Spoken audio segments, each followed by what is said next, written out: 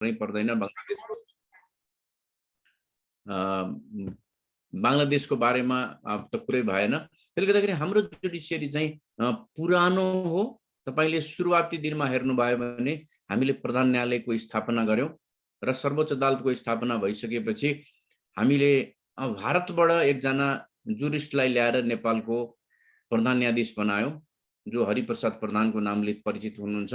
उहाँले राम्रो ल्यान्डमार्क डिसिजनहरु दिनुभएको छ र नेपालको जुडिसियरीमा तपाईले सम्झिँदाखेरिको पहिलो नाम भनेको हरिप्रसाद प्रधानकै आउँछ एज अ चीफ जस्टिस। त्यसले गर्दाखेरि हाम्रो त्यो संरचना देखियो। त्यसपछि हामी संविधानको परिवर्तन सँगसँगै हाम्रो जुडिसियरीको स्ट्रक्चरमा परिवर्तन हुँदै गयो। तपाईले 47 सालको संविधान भन्दा अगाडिको जुडिसियरी हेर्नुभयो भने यो 4 वटा टायरमा थियो। हामी कहाँ जिल्ला अदालत, उच्च अदालत र क्षेत्रीय अदालत, त्यसपछि सर्वोच्च अदालत। हामीले 47 सालको संविधान पछि के रे जिल्ला अदालत उच्च थिएन, सरी, जिल्ला, अञ्चल, क्षेत्रीय र सर्वोच्च। त्यसपछि हामीले 47 सालको संविधान प्राप्त गरिसकेपछि क्षेत्रीय अदालत र अञ्चल अदालतलाई मर्ज गर्यौं। त्यो दुईटालाई हटाएर हामीले उच्च पुनरावेदन अदालत बनायौं। र त्यो लामो समय चल्यो। त्यसपछि अहिले आएर 72 सालको संविधान आइसकेपछि हामीले पुनरावेदन अदालतको ठाउँमा चाहिँ उच्च अदालत भन्यौं र सर्वोच्च अदालत र जिल्ला अदालतको स्ट्रक्चर एज इज राख्यौं। एउटा नेचरको हिसाबमा तपाईले बुझ्नुपर्छ नेपालको जुडिसियरीको बारेमा चाहिँ के भन्दाखेरि पनि तपाईलाई जानकारी छ होला। नेपाल फेडरल स्ट्रक्चरमा चाहिँ गयो। कार्यपालिका व्यवस्थापिकाको चाहिँ हामीले फेडरल संरचना बनायौं, तर न्यायपालिका चाहिँ हामीले इन्टिग्रेटेड राख्यौं। यसलाई चाहिँ हामीले के गर्यौं भन्दाखेरि पनि फेडरल स्ट्रक्चरमा लगेनौं। अमेरिकाको जस्तो प्रोभिन्स पछि सुप्रिम कोर्टको व्यवस्था गरेनौं। हामीले यसलाई भारतीय मोडलमै राख्यौं। भारतमा भारत फेडरल स्टेट हो भए तापनि त्यहाँ के छ भन्दाखेरि भने हाई कोर्ट छ अनि दिल्लीमा मात्रै सुप्रिम कोर्ट छ। प्रोभिन्स पछि हाई कोर्ट छ, दिल्ली मात्रै सुप्रिम कोर्ट छ। त्यसैले हामी त्यो स्ट्रक्चरमा गयौं। सो हाम्रो जुडिसियरीको तपाईले एभोल्युसन हेर्नुभयो भने संविधान पछि नै यसको परिवर्तन हुन्छ। संविधान पछि नै यसको स्ट्रक्चरमा परिवर्तन गरिएको छ र यसलाई जहिले पनि के गरियो भन्दाखेरि भने इन्डिपेन्डेन्ट बनाउने प्रयास गरियो। जुडिसियरीलाई कार्यपालिका र व्यवस्थापिकाबाट स्वतन्त्र बनाउने प्रयास चाहिँ हरेक पटकको संविधान बन्दाखेरिको अवस्थामा त्यो डिस्कोर्सहरुबाट देखिन्छ। तपाईले अहिलेकै 72 सालको संविधानमा को बनाउँदाखेरिको त्यतिखेरको 2064 सालको संविधान सभा र त्यसपछि 70 सालको संविधान सभाको रेकर्डहरु हेर्नुभयो भने त्यसमा सिरियस इन्डिपेन्डेन्ट जुडिसियरी कसरी बनाउने भने डिस्कोर्स देखिन्छ। तपाईलाई थाहा होला 64 सालको संविधान सभाले संविधान बनाइराख्दाखेरि न्याय प्रणाली सम्बन्धी प्रतिवेदन बहुमतबाट पास गरेको थियो। बहुमतबाट त्यो न्याय एउटा समिति थियो, न्यायपालिका न्याय सम्बन्धी समिति संविधान सभा भित्र, त्यसले पास गरेको थियो र त्यसले के गरेको थियो भन्दाखेरि भने नेपालको अहिलेको सर्वोच्च अदालतले जस्तो सर्वोच्च अदालत राखेको थिएन। त्यसले चाहिँ संविधान र कानुनको अन्तिम व्याख्या गर्ने निकाय चाहिँ पार्लियामेन्ट भित्रको एउटा न्यायिक समितिलाई बनाएको थियो। अर्थात् फाइनल डिसिजन चाहिँ फाइनल इन्टरप्रिटेसन चाहिँ अहिले सुप्रिम कोर्टको भनौं न संवैधानिक इजलास अथवा सुप्रिम कोर्टले गरे जस्तो न्यायिक समितिले गर्ने पार्लियामेन्ट भित्र गर्ने व्यवस्था गरिएको थियो। 69 सालमा त्यो संविधान सभा विघटन भयो। यदि त्यसले संविधान दिन सकेको थियो भने आजको न्यायपालिका रहँदैन थियो, यस्तो न्यायपालिका बन्दैन थियो। त्यसपछि 70 सालमा संविधान सभाको दोस्रो निर्वाचन भयो, संविधान सभा फेरि आयो र त्यो संविधान सभाले संविधान बनाइराख्दाखेरि 3टा डिबेटहरु अगाडि गयो। यो आज जुन सर्वोच्च अदालतमा विवाद देखिएको छ त्यो विवादको कहीं न कहीं स्ट्रक्चरमा यहाँ कनेक्सन छ। 3टा इस्यु गयो। एउटा सर्वोच्च अदालत र संवैधानिक अदालत छुट्टै राख्ने, संवैधानिक अदालत छुट्टै बनाउने र सर्वोच्च अदालत छुट्टै बनाउने। दोस्रो विषय भनेको एज इट इज सर्वोच्च अदालत राख्ने। तेस्रो विषय भनेको चाहिँ सर्वोच्च अदालत भित्रै संवैधानिक इजलासको गठन गर्ने, जसले कन्स्टिट्युसनसँग रिलेटेड मुद्दाहरू मात्र हेर्छ। र त्यो संवैधानिक अदालत र सर्वोच्च अदालत दुईटा राख्ने डिस्कोर्समा पनि के भएको थियो भन्दाखेरि भने चिफ जस्टिसलाई सर्वोच्च अदालतमा चाहिँ प्रधान न्यायाधीश, संवैधानिक अदालतमा चाहिँ अध्यक्षको रूपमा राख्ने भन्ने, पदेन राख्ने भन्ने प्रस्ताव चाहिँ गरिएको अवस्था थियो। पछि के गरियो भन्दाखेरि भने हामीले मैले भनेको तेस्रो विकल्पमा गयो, जसमा सर्वोच्च अदालतका त्यतिखेरका बहालवाला प्रधान न्यायाधीश सबै सम्पूर्ण न्यायाधीशहरू नै संविधान सभामा गएर आफ्नो प्रेजेन्टेसन दिनुभएको थियो। के कारणले संवैधानिक इजलास चाहिँ फिट हुन्छ, के कारणले सर्वोच्च अदालत अथवा संवैधानिक अदालत चाहिँ छुट्टै राख्नु पर्दैन भनेर उहाँहरूले राख्नु भएको थियो। र लास्टमा गएर हाम्रा विधायकहरू, हाम्रा सांसदहरू त्यो विषयमा कन्भिन्स हुनु भएर अहिलेको संवैधानिक इजलास राखियो। संवैधानिक इजलास राखिराख्दाखेरि संविधानमा एउटा व्यवस्था के गरियो भने चिफ जस्टिसको हकमा चिफ जस्टिसलाई न्याय प्रशासनको प्रमुखको रूपमा स्वीकार गर्यो संविधानले। न्याय सम्पादनको रूपमा, न्याय प्रशासनको प्रमुखको रूपमा। न्याय सम्पादनमा चाहिँ चिफ जस्टिस भनेको फर्स्ट एमङ द इक्वल मात्रै हो। जस्तै हामीले कहिले सामान्य बुझाइ के हुन्छ भने प्रधान न्यायाधीश चाहिँ सर्वोच्च अदालतको प्रमुख चाहिँ हो, अनि ऊ बेन्चमा बस्यो भने पनि उही प्रमुख हो भन्ने खालको धेरै हामीसँग, हाम्रा यो जुडिसियरीसँग रिलेटेड अथवा आम मान्छेमा पनि यो भ्रम छ। त्यो होइन। तपाईले संविधानको व्यवस्था हेर्नुभयो र हामीले अहिलेसम्म अभ्यास गर्दै आएको अभ्यासलाई हेर्नुभयो भने प्रधान न्यायाधीश न्याय प्रशासन, जुडिसियल एडमिनिस्ट्रेसनको चाहिँ प्रमुख हो, तर न्याय सम्पादनको चाहिँ उहाँ प्रमुख होइन। 21 नम्बर न्यायाधीश र प्रधान न्यायाधीश न्याय सम्पादनको हकमा बराबर हो। त्यसैले के क्वाइन गरियो वर्ड भन्दाखेरि भने he is a first among the equal. समानहरूको बीचमा ऊ पहिलो हो। किन भन्दाखेरि भने 21 नम्बरको न्यायाधीशले पनि प्रधान न्यायाधीशले गरेको फैसलामा राय बजाउन सक्छ। प्रधान न्यायाधीशले एउटा आदेश गरेको छ भने त्यतिकै आदेश अर्को इजलासले पनि गर्न सक्ने हुन्छ। त्यसले गर्दाखेरि यो यो यो स्थिति रह्यो। तर न्याय प्रशासनको चाहिँ जिम्मा सर्वोच्च अदालतलाई, प्रधान न्यायाधीशलाई दियो। र त्यो न्याय प्रशासन भित्र चाहिँ एउटा मेजर विषय के पर्छ भन्दाखेरि भने पेशी सूची तोक्ने। अहिले विवादमा म पछाडि आउँछु तपाईहरुसँग। यो विवादमा पेशी सूची त्यो चाहिँ न्याय प्रशासनको काम हो, एडमिनिस्ट्रेसनको काम हो। त्यो चाहिँ प्रधान न्यायाधीशलाई दिएर राखेको अवस्था हो। जुडिसियरीलाई तपाईले इन्डिपेन्डेन्ट बनाउनको लागि हामीले दुई तीनवटा कुराहरू हेर्छौं। एउटा यो कार्यपालिका र व्यवस्थापिकाको दबाव प्रभावबाट मुक्त छ कि छैन भन्ने कुरा चाहिँ मैले अघि नै भनिसके। प्रभावभित्र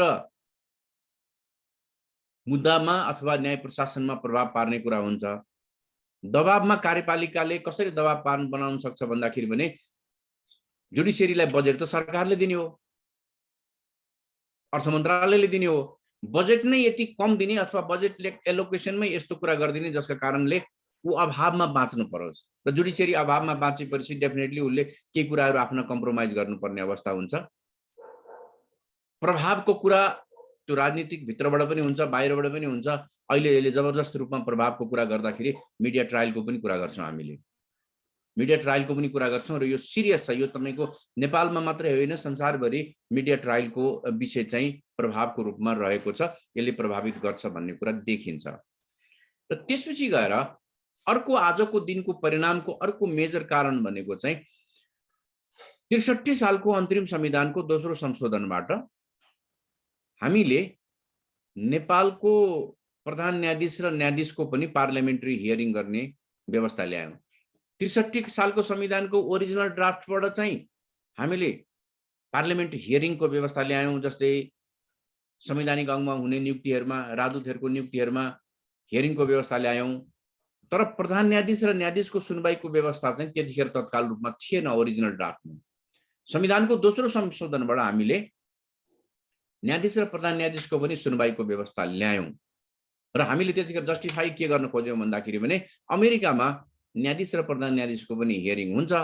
सो यिनीहरुलाई एकाउन्टेबल बनाउनको लागि न्यायाधीशलाई, प्रधान न्यायाधीशलाई, यो खास गरिकन तत्कालीन नेकपा माओवादी पार्टीको जहिले पनि के थियो भने पहिले सक्षम र स्वतन्त्र न्यायपालिका भन्थ्यौं।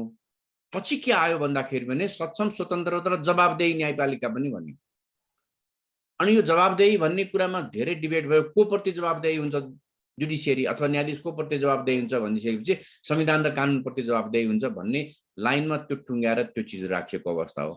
पार्लियामेन्ट हियरिङ राखिसकेपछि हामी कहाँ हाम्रा सिनियर लयरहरुसँग तपाईले कुरा गर्नुभयो भने अथवा जजहरुसँग कुरा गर्नुभयो भने उहाँहरूले के भन्नुहुन्छ नेपालमा अहिले अदालतमा जुन खालको पोलिटिक्स देखियो अथवा अदालतमा जुन न्यायपालिकामा जुन राजनीति प्रवेश गर्यो त्यो राजनीतिक प्रवेश गर्ने ढोका भनेको चाहिँ पार्लियामेन्ट हियरिङ नै थियो। त्यसको पछाडिको जस्टिफिकेसन पनि के देखियो भने आज जिल्ला अदालतमा नियुक्त हुने कुनै न्यायाधीश सर्वोच्च अदालतको न्यायाधीश बन्छु भन्ने ख्वाब देख्छ अथवा त्यसले म सर्वोच्च अदालतको न्यायाधीश बन्छु भन्ने मनसाय राख्छ भने उ डेफिनेटली के गर्छ भन्दाखेरि भने कुनै न कुनै दिन मेरो सर्वोच्चमा नियुक्तिको लागि सिफारिस हुन्छ अनि त्यो नियुक्तिको सिफारिस चाहिँ पार्लियामेन्ट हियरिङबाट अनुमोदन हुनुपर्छ। त्यो अनुमोदन गर्ने ठाउँमा राजनीतिक दलका मान्छेहरू सदस्य हुन्छन्, निर्वाचित सांसदहरू हुन्छन्। तिनीले अनुमोदन गरेन भने म चाहिँ सर्वोच्च जान सक्दिन। त्यो कारणले अहिले जिल्ला अदालतमा उच्च अदालतमा नियुक्त हुने न्यायाधीशहरूले सबैले के गर्न थाल्यो भने कुनै न कुनै हिसाबमा राजनीतिसँग आफ्नो सम्बन्ध बनाउन थाले। सम्बन्ध नबनाए भने पनि राजनीतिक मुद्दा अथवा राजनीतिक दलसँग राजनीतिक नेताहरूको मुद्दा जोडिएको मुद्दाहरूमा या त उनीहरूलाई खुसी पार्न थाले या त त्यो मुद्दाहरूलाई अभोइड गर्न थाल्यो। यो स्थिति बन्यो। कहीं न कहीं यो कनेक्सनहरू बन्दै गएको अवस्था देखिन्छ पनि र त्यो रिफ्लेक्ट पनि भइरहेको छ। एउटा कारण मध्येको त्यो कारण पनि हो। त्यसपछि तेस्रो विषय आजको दिनमा आउनुपर्ने तपाई डिबेट हेर्नुभयो भने हामी 47 सालको संविधानपछि न्यायाधीशको नियुक्तिको लागि परिषदीय प्रणालीमा गयौं। न्याय परिषद भन्ने हामीले एउटा संयन्त्र बनायौं। 47 सालको संविधानमा न्याय परिषदको संरचना कस्तो थियो भन्दाखेरि चीफ जस्टिस अध्यक्ष हुने अनि 2 जना सिनियर मोस्ट जजहरू चाहिँ सदस्य हुने सुप्रिम कोर्टको अनि 1 जना ल मिनिस्टर जो एक्स अफिसियो मेम्बर हुन्थ्यो र 1 जना चाहिँ त्यतिखेर राजाले नियुक्त गरेको मोनार्कले नियुक्त गरेको इमिनेन्ट जुरिस्ट विशिष्ट कानुनविज्ञ भन्थ्यो। त्यो लयर पनि हुनु जरुरी थिएन। त्यो जरुरी थिएन। त्यो विशिष्ट कानुनविज्ञ हुने जरुरी थियो। यो स्ट्रक्चर बनाएको अवस्था थियो र त्यसमा प्राय सुरुको पहिलो मान्छे चाहिँ वरिष्ठ अधिवक्ता मुकुन्द रेग्मी नियुक्त हुनुभएको थियो एमिनेन्ट जुरिस्टको तर्फबाट। त्यसपछि गएर अधिकांश समय चाहिँ सुप्रिम कोर्टका रिटायर जजहरू अथवा हाई कोर्टका रिटायर जजहरू नै नियुक्त हुँदै आउनु भएको थियो। अब त्यसपछि 63 सालको संविधान आइसकेपछि हामीले त्यो न्याय परिषदको त्यो संरचनामा परिवर्तन गर्यौं। त्यो न्याय परिषदको संरचनामा परिवर्तन गरेर के गरियो भन्दाखेरि भने सुप्रिम कोर्टको 2 जना सिनियर मोस्ट जजको ठाउँमा 1 जना सिनियर मोस्ट जज राख्यौं। कानुन मन्त्रीलाई आइजिजी राख्यौं, 3 भयो। 1 जना वरिष्ठ अधिवक्ता वा अधिवक्ता कानुनका विज्ञ प्रधानमन्त्रीले सिफारिस गर्ने भनियो र तेस्रो व्यक्ति चाहिँ टकेर पाँचौं व्यक्ति चाहिँ नेपाल बार एसोसिएसनको सिफारिसमा वरिष्ठ अधिवक्ता वा अधिवक्ता जाने व्यवस्था गरियो। अब चार्जेस के आउन थाल्यो भन्दाखेरि भने यो त पोलिटिकल नेचरको भयो।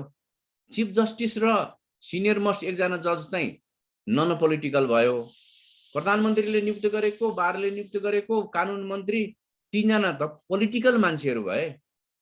अब यो न्यायाधीश नियुक्ति गर्ने ठाउँमा चाहिँ पोलिटिकल व्यक्ति भइसकेपछि त्यो अपोइन्टमेन्टहरू पोलिटिकल नेचरको हुन्छ।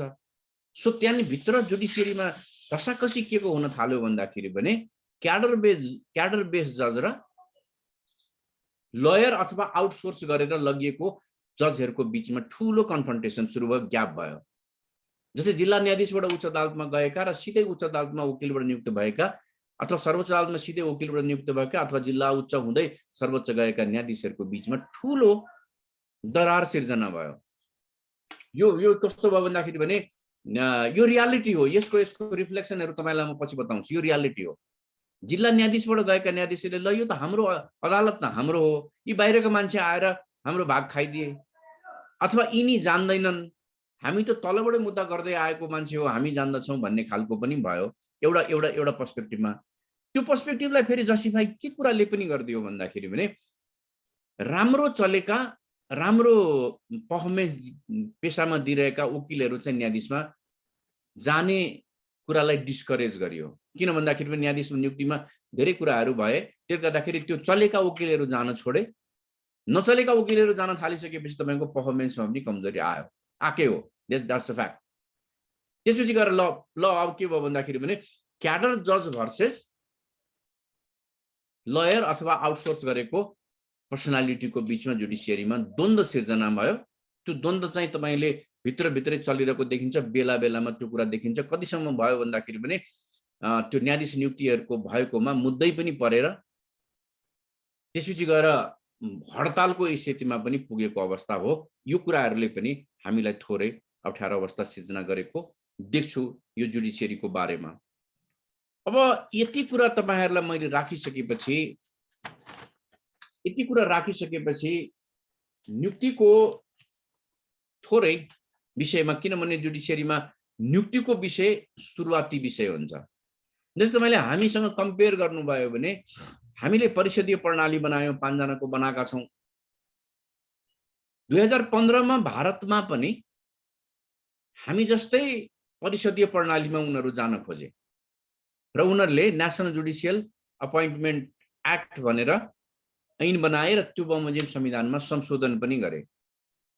त्यो जुन संशोधन गरे र उनीहरूको कस्तो खालको थियो भन्दाखेरि भने 6 जनाको कमिसन हुने, त्यो 6 जना मध्येको 2 जनाले कुनै नाममा रिजेक्ट गर्यो भने त्यो मान्छे चाहिँ न्यायाधीश हुँदैन थियो।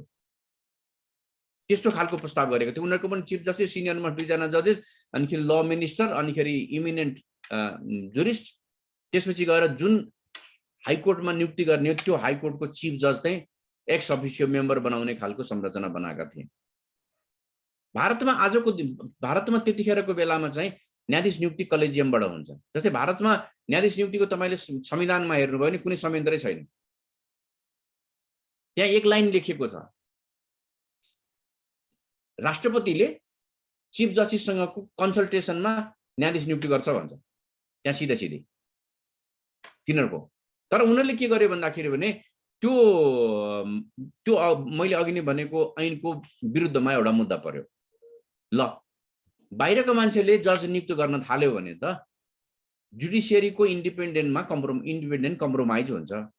तर भारतको जुडिसियरीको भारतको संविधानको बेसिक स्ट्रक्चर मध्येको धेरै मध्येको एउटा भनेको इन्डिपेन्डेन्ट जुडिसियरी पनि हो। इन्डिपेन्डेन्ट जुडिसियरीलाई कम्प्रोमाइज गर्ने गरी संविधानको कुनै पनि संशोधन गर्न पाइँदैन भनेर सर्वोच्चमा मुद्दा पर्यो। सर्वोच्च अदालतले संविधानको त्यो व्यवस्था संशोधन र त्यो ऐनलाई अल्ट्रा भायलेट डिक्लेयर गरिदियो। हो, यी बाहिरका मान्छेहरूले सर्वोच्च अदालतको न्यायाधीशको अथवा उच्च अदालतको न्यायाधीश नियुक्ति गर्न थाल्यो भने चाहिँ जुडिसियरीको इन्डिपेन्डेन्ट कम्प्रोमाइज हुन्छ। त्यसले गर्दाखेरि त्यो चाहिँ अल्ट्रा भायलेट संविधानको मर्म र भावना विपरीत छ भनेर त्यो बदर गरिदियो। फेरि फर्काएर कहाँ पुर्याइदियो भन्दाखेरि पहिलेको जस्तै कलेजियममा।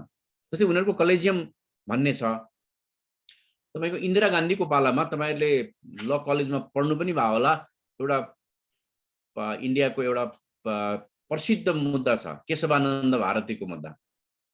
केशवानन्द भारतीको केसमा त्यतिखेरको सबैभन्दा बलियो प्रधानमन्त्रीले गरेका डिसिजनहरूलाई केशवानन्द भारतीको मुद्दाबाट सर्वोच्च अदालतले उहाँको निर्णयहरू बदर गरिदियो। खास गरिकन एउटा ल्यान्ड एक्विजिसन एक्ट थियो, तिनीहरूको जग्गा प्राप्ति गर्ने अधिकरण गर्ने ऐन थियो, ल्याएको थियो।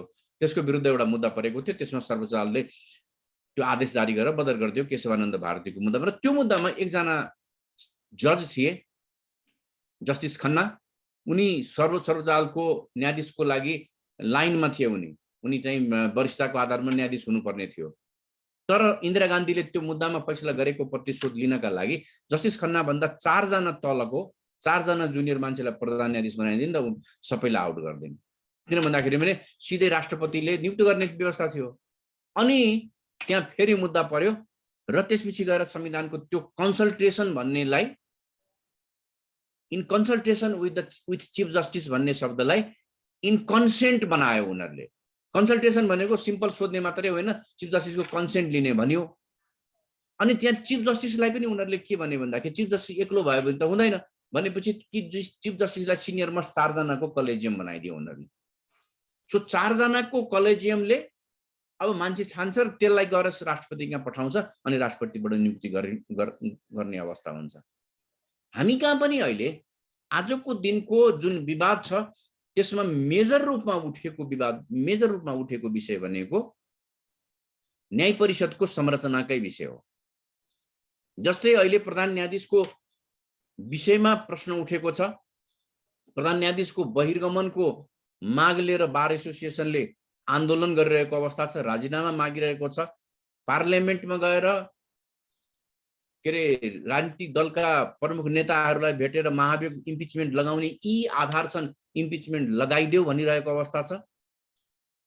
र त्यो समग्र कुराहरूलाई जोडेर कहाँनिर पनि हेरिएको छ भने नियुक्तिदेखि नै हेरिएको छ, नियुक्तिदेखि नै हेरिएको छ। त्यसले गर्दाखेरि हामी कहाँ पनि न्याय परिषद चाहिँ अहिले सबभन्दा विवादित अवस्थामा देखेको छ। तर जुडिसियरीको तपाईले मैले अघि नै नेपालको जुडिसियरीको डेभलपमेन्टको जुन कोर्स हेर्यो भने हामी स्ट्रक्चरमा जहिले पनि प्रब्लम खोज्छौं, अनि हरेक संविधानमा कानुनमा हामी स्ट्रक्चर परिवर्तन गर्छौं। स्ट्रक्चर आफैमा प्रब्लमेटिक हो या त्यहाँ बस्ने व्यक्तिहरूको इमानदारीतामा, इन्टिग्रिटीमा क्वेशन हो या क्षमतामा प्रश्न हो?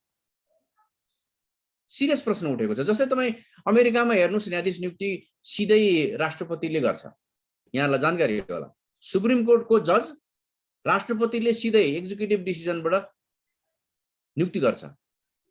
त्यहाँको प्रोभिन्सियल इलेक्सनमा प्रोभिन्सियल सुप्रिम कोर्टको जजका लागि त इलेक्सनको एजेन्डा बनाउँछ उनीहरूले। म चुनाव जित्यो भने फल्नालाई न्यायाधीश बनाउँछु भनेर इलेक्सनको एजेन्डै बन्छ त्यहाँ। तर हामीले रेफरेन्सको रूपमा जहिले पनि कुरा गरिरहँदाखेरि जोन मार्शलको कुरा गर्छौं, त्यहाँको चिफ जस्टिसहरुको कुरा गर्छौं, उहाँले यस्तो भनेपछि त्यहाँको जुडिसियरी चाहिँ इन्डिपेन्डेन्ट छ भन्ने कुरा गर्छ। त्यसले गर्दाखेरि अपोइन्टमेन्टको प्रोसेसमा भन्दा पनि अपोइन्टमेन्ट तपाईले कसलाई गर्नु भयो र उसको निष्ठाको बारेमा चाहिँ मेजर विषय हो जस्तो लाग्छ मलाई। त्यसले गर्दाखेरि न्यायाधीश यद्यपि कि न्याय परिषदले नियुक्ति गर्ने प्रोसिडियरको बारेमा धेरै प्रब्लम छन्, त्यो म पनि स्वीकार गर्छु। धेरै प्रब्लमहरु छ, ओभरनाइट डिसिजन हुन्छ। हेर्नुस्, कुनै पनि व्यक्ति कहिले को न्यायाधीश हुँदैछ भन्ने कुरा जानकारी नै हुँदैन। आज न्याय परिषद बस्यो, 1 घण्टामा फटाफट मान्छेको नाम प्रस्ताव गर्यो, न्यायाधीश नियुक्ति सिफारिस गर्यो। अदालतको मुखै नदेखेको मान्छे पनि न्यायाधीश हुन्छ। वकालत पेशामै नभएको मान्छे, लफमै नभएको मान्छे, अन्य पेशा गरिरहेको मान्छे पनि न्यायाधीश भएको छ नेपालमा। यो अवस्था चाहिँ छ। तर यो अवस्था भनेको प्रब्लम स्ट्रक्चरमा हो या प्रब्लम भनेको लिडरशिपमा हो, नियुक्ति गर्ने ठाउँको हो भन्ने कुरा चाहिँ मेजर रूपमा नियुक्तिको विवादहरु देखिन्छ। हामीका नियुक्तिमा जहिले पनि विवाद छ। त्यहाँ भित्र मैले अघि नै बताएँ, त्यो विवाद भनेको चाहिँ भित्र र बाहिरको नियुक्तिको विषय। र पछिल्लो समयमा त विवाद कहाँनिर पनि देखिन्छ भने अहिले सुप्रिम कोर्टको नियुक्ति भनेको जजको नियुक्ति हुँदैन, न्यायाधीशको नियुक्ति हुँदैन, प्रधान न्यायाधीशको नियुक्ति हुन्छ। कति वर्षपछि को प्रधान न्यायाधीश हुन्छ, मेरो मान्छे प्रधान न्यायाधीश कति वर्षपछि हुन्छ भन्ने कुराको हिसाब किताब गरेर नागरिकता हेरेर उमेर हेरेर नियुक्ति गरिन्छ भन्ने पनि आरोप रहेको अवस्था छ। यो सिरियस विषय हो। हेर्नुस्, नेपालमा हामीले के गर्यौं भन्दाखेरि भने संविधानमा एउटा व्यवस्था राख्यौं हामीले, सर्वोच्च अदालतको न्यायाधीश र प्रधान न्यायाधीशको एज 65 वर्ष भन्यौं, उच्च र जिल्लाको न्यायाधीशको उमेर 63 वर्ष भन्यौं, र सर्वोच्चको 65 भनिराख्दाखेरि हामीले के गर्यौं, चिफ जस्टिसको टेन्युर चाहिँ 6 वर्ष भन्यौं। अर्थात् चिफ जस्टिस या त 6 वर्षको पदावधि पूरा गर्यो या 65 वर्ष नाग्यो, जुन चाँडै हुन्छ त्यहीमै रिटायर हुन्छ। तर हामीले के छुटायौं भन्दाखेरि भने सर्वोच्च अदालतको न्यायाधीशको पदावधि चाहिँ छुटायौं। सर्वोच्च अदालतमा प्रधान न्यायाधीश चाहिँ यति वर्षसम्म हुने, त्यो बीचमा त तपाईले प्रधान न्यायाधीश हुनुभयो नभए तपाईँ रिटायर हुनुभयो भन्देको भए सायद मलाई लाग्छ यो यति वर्षपछि मेरो मान्छे प्रधान न्यायाधीश, यति वर्षपछि तेरो मान्छे प्रधान न्यायाधीश, जुन हिसाब किताब गर्ने चलन छ त्यो चाहिँ रोकिन्थ्यो होला। तर अहिलेको संविधानमा त्यही व्यवस्था नराखिएको हुनाले त्यो स्थिति देखिएको छ। यसले पनि कुनै न कुनै हिसाबमा नेपालको जुडिसियरीलाई नियुक्तिको सन्दर्भमा कन्ट्रोभर्सीमा ल्याएको अवस्था छ।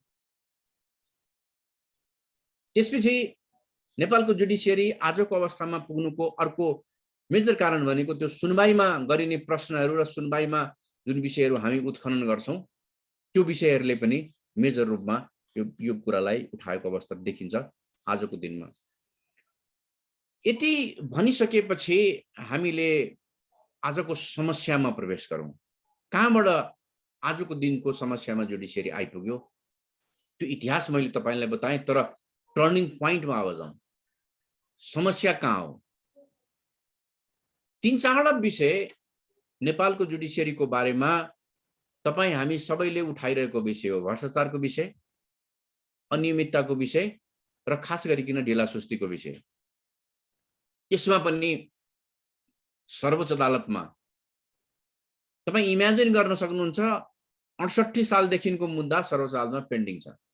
67-68 सालको मुद्दा, 10-11 वर्ष। अब जिल्ला र उच्चबाट त्यो मुद्दा कहिले त्यहाँ पुग्यो होला भन्ने कुराको कल्पना गर्नुहोस्। भनेपछि 20-25 वर्षदेखि एउटा मान्छे मुद्दा लड्नुपर्ने अवस्था देखिन्छ। अर्जेन्टली कुनै काम गर्नुपर्ने छ, अर्जेन्टली आदेश गर्नुपर्ने छ, फैसला गर्नुपर्ने छ, त्यो मुद्दाहरू पनि सुनवाई हुँदैन। त्यहाँ भित्र पनि द्वन्द्व छ। तपाईले जुडिसियरीको मान्छेसँग कुरा गर्नुभयो भने वकिलले मुद्दा पोस्टपोन गरेर ढिलाइ भयो भनिन्छ। तर वकिललाई सोध्नुभयो भने न्यायाधीशले त मुद्दै हेर्दैन, हामीले पोस्टपोन गरे पनि। जस्तै भनौँ न, के हुन्छ भन्दाखेरि भने कुनै न्यायाधीशका 10 वटा मुद्दा पेशी हुन्छ। 1 नम्बरको मुद्दा वकिलले हटायो भने उसले 2 नम्बर त हेर्न पाउँछ नि, 3 नम्बर हेर्न पाउँछ नि। या भनौँ वकिलले 9 नम्बरको मुद्दा हटाउँछ, तपाईले 4 बजे 5 बजे गएर कल्ली हेर्नु भयो भने 3 नम्बर भन्दा तल नभ्याउने भनिन्छ। जब 9 नम्बरमा तपाई पुग्दै पुग्नुहुन्न, 3 नम्बर समेत तपाई नभ्याउने भइसक्नुभयो भने 9 नम्बरको मुद्दा वकिलले हटाएर मुद्दा ढिलाइ भएको अवस्था त मान्न मिल्दैन। तर त्यहाँ भित्र पनि त्यो कुराहरूको द्वन्द्व देखिन्छ। भ्रष्टाचार र अनियमितताको विषय सिरियस विषय भएको छ नेपालको जुडिसियरीमा। र खास गरिकन कार्यपालिकामा, व्यवस्थापिकामा अथवा राज्यका अन्य निकायमा भएका भ्रष्टाचारलाई मान्छेले टोलरेट गर्छ। तर जुडिसियरीमा पनि करप्सन भनेपछि मान्छेले जिब्रो काट्छ। किन भन्दाखेरि पनि त्यो ठाउँ चाहिँ जनास्थाबाट टिक्या हुन्छ र त्यहाँ चाहिँ गडबड हुँदैन। कार्यपालिका व्यवस्थापिकाले गडबड गर्यो भने पनि न्यायपालिकाले त्यसलाई सुधार गर्छ, सच्याउँछ, करेक्सन गर्छ र तिनलाई ट्र्याकमा ल्याउँछ भन्ने मान्यताका साथ हामीले के गर्यौं भन्दाखेरि भने न्यायाधीशको पदको सुरक्षा गर्यौं, न्यायाधीशको नियुक्तिलाई हामीले राजनीतिबाट बाहिर राख्यौं र रिटायरमेन्ट पछि पनि हामीले के भन्यौं भने सुप्रिम कोर्टको जज र चीफ जस्टिसलाई मानव अधिकार आयोगको पदाधिकारी बाहेक अन्य ठाउँमा नियुक्ति गर्न पाइँदैन भनेर डिस्क्वालिफाई गर्यौं। त्यो गर्नुको पछाडीको कारण के थियो भन्दाखेरि भने त्यो इन्डिपेन्डेन्ट जुडिसियरीको कारणले, ताकि रिटायरमेन्ट पछि कुनै पद पाउँछु भन्ने आशले न्यायाधीश र प्रधान न्यायाधीशले दलको अथवा सरकारको पक्षमा कुनै काम गर्न नपाओस्, नगरोस्। पोस्ट रिटायरमेन्ट बेनिफिटका लागि चाहिँ प्रभावमा आएर केही काम नगरोस् भन्नका लागि के गरियो भन्दाखेरि भने उनीहरुलाई रिटायरमेन्ट पछि चाहिँ डिस्क्वालिफाई गरियो। अहिलेको तपाईको 72 सालको संविधान यहाँले हेर्नुभयो भने अहिले त मेडिएसन, आर्बिट्रेसन आदि इत्यादि कुनै पनि काम गर्न नपाउने गरी डिस्क्वालिफाई गरिएको छ। तर फेरि पनि भ्रष्टाचार र अनियमितता अब अन्य ठाउँको अन्य क्षेत्र भन्दा पनि जुडिसियरीमा बढी भयो, जुडिसियरीमा छ भन्ने खालको कुरा उठ्या मात्रै होइन, तथ्य र तथ्याङ्कबाट त्यो कुराहरू प्रस्तावित, त्यो कुराहरू मुखरित हुँदै आए। 77 सालको श्रावण महिनामा हामी समेत रहेर वरिष्ठ अधिवक्ता, बारका पूर्व पदाधिकारीहरू रहेर एउटा मुभमेन्ट चल्यो, न्यायपालिका शुद्धिकरण अभियान भनेर। तपाईहरुले भाइबरमा पनि फेसबुकतिर पनि त्यो अभियान अहिले पनि देख्न सक्नुहुन्छ, जुडिसियरी रिफर्म मुभमेन्ट। र सुरुवाती दिनमा त्यो आन्दोलनलाई बार एसोसिएसनको पनि सहयोग थिएन। साच्चै भन्नुहुन्छ भने बार एसोसिएसनका केही पदाधिकारीले त्यो आन्दोलनको विरुद्धमा पनि कुरा गर्नुभएको थियो। तर बारका पूर्व अध्यक्षहरू, पूर्व महाधिवक्ताहरू, अब तपाईको हामी जस्ता अधिवक्ताहरू, अन्य अधिवक्ताहरू लार्जरले त्यो अभियानलाई सञ्चालन गरेका थिए। अब बारले गरेन भने हामीले गर्नुपर्छ न्यायपालिकाको शुद्धिकरणको अभियान त अब सुरुवात गर्नुपर्छ र त्यो गर्नको पछाडिको धेरै कारणमध्येको एउटा कारण तपाईहरुले पपुलर एउटा मिडियामा आएको एउटा मुद्दा थियो। एकजना डीआईजीले आफ्नो श्रीमती मारेको मुद्दा थियो। त्यो मुद्दामा सर्वोच्च अदालतबाट उनलाई उन्मुक्ति दिने गरी अथवा त्यतिखेरको मुलुकी ऐनको 188 को प्रयोग गरेर उनको सजाय घटाउने काम भएको थियो। त्यस्तो जघन्य अपराधमा 188 को प्रयोग अदालतले गर्न पाउँछ, घटाउन मिल्छ, तर त्यसको पनि मुद्दाको शीर्षक मुद्दाको परिस्थिति अनुसार मात्रै हुन्छ, त्यसमा चाहिँ त्यसको दुरुपयोग भयो भन्ने एउटा विषय थियो। तर त्यति मात्रै विषय थिएन, अन्य धेरै विषयका कारणले न्यायपालिका शुद्धिकरण अभियान सञ्चालन भयो। अन्तिममा गएर त्यहाँ एउटा खालको कन्क्लुजन भयो, होइन यस्तो अभियान त बार बिना कसरी चल्न सक्छ र, यो अभियान त बारले टेकअप गर्नुपर्छ भनिसकेपछि बारसँग पनि अभियानका अभियन्ताहरूको डायलग सुरु भयो र त्यसले 25 बुँदे एउटा डकुमेन्ट तयार गर्यो, जसमा क्याटेगोरिकली 3-4 कुरा गरिएको थियो। एउटा तत्काल गर्नुपर्ने कुरा न्यायपालिका शुद्धिकरणका लागि, एउटा 1 वर्षभित्र गर्नुपर्ने कुराहरू थियो, र तेस्रो विषय भनेको चाहिँ हाम्रा स्ट्रक्चरमा केही प्रब्लम छ, हाम्रा केही कार्यविधिगत कानुनहरुमा, केही अन्य कानुनमा, संविधानमा प्रब्लम छ, त्यसलाई संशोधनको लागि बारले रिफर्मको एजेन्डा अगाडि बढाइरहेको थियो। संशोधनको मार्फतबाट त्यो कुरालाई सुल्झाउनु पर्छ भनेर हामीले बारमा त्यो प्रतिवेदन बुझायौं। त्यो प्रतिवेदन बुझाइसकेपछि बारले त्यसको अध्ययन गर्यो र त्यसलाई अलिकति रिभाइज फर्मेटमा बारले त्यो प्रतिवेदन चिफ जस्टिसलाई बुझायो, आजको चिफ जस्टिसलाई बुझायो। त्यो प्रतिवेदन प्राप्त भइसकेपछि फुलकोटमा त्यो विषयमा छलफल भयो। त्यो छलफल भइसकेपछि 2टा कमिटी बने सर्वोच्च अदालत भित्र। एउटा अटोमेसन कमिटी, अर्थात् गोला प्रथा जसलाई तपाईले भन्नु सुरुमा गोला, पछि गएर त्यसलाई अटोमेसनमा लाने, मुद्दाको पेशी तोक्ने कुरा चाहिँ अटोमेसनमा जाने भन्ने एउटा कमिटी बन्यो। अर्को चाहिँ न्यायपालिकामा भएका विकृति विसंगति छानबिन गर्ने र सुझाव प्रस्ताव पेश गर्ने भन्ने अर्को एउटा कमिटी बन्यो। 2टा कमिटी बन्यो। त्यो 2टा कमिटीले ओभरअल अध्ययन गर्यो। अध्ययन गरिसकेपछि उले प्रतिवेदनहरू, पहिलो प्रतिवेदन विकृति विसंगति वाला प्रतिवेदन प्रधान न्यायाधीशलाई बुझाइयो, जसमध्येको 3-4 विषयहरू चाहिँ मेजर रूपमा उठेका थिए। त्यहाँ धेरै विषय छन्, त 3-4 रूपमा मेजर रूपमा उठाउँछु। एउटा त्यो प्रतिवेदनले क्याटेगोरिकली के भन्यो भने न्यायपालिकामा भ्रष्टाचारको सुरुवात भनेको नै न्यायाधीश नियुक्तिबाट हुन्छ।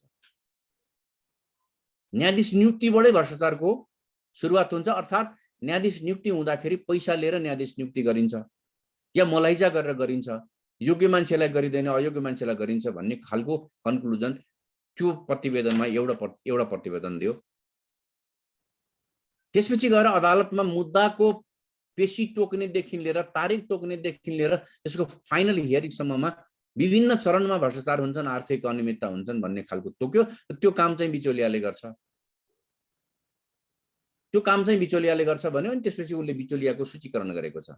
बिचौलिया न्यायाधीश स्वयं न्यायाधीश बिचौलिया हुन्छ, न्यायाधीशका आफन्त बिचौलिया छन्, कर्मचारी बिचौलिया छन्, न्यायाधीशका ड्राइभर बिचौलिया छन्, कानुन व्यवसायी बिचौलिया छन्, पत्रकारलाई पनि भन्यो, अन्य मान्छेहरू पनि बिचौलियाको रूपमा काम गरिरहेछन् भन्ने खालको कन्क्लुजन त्यसले दियो।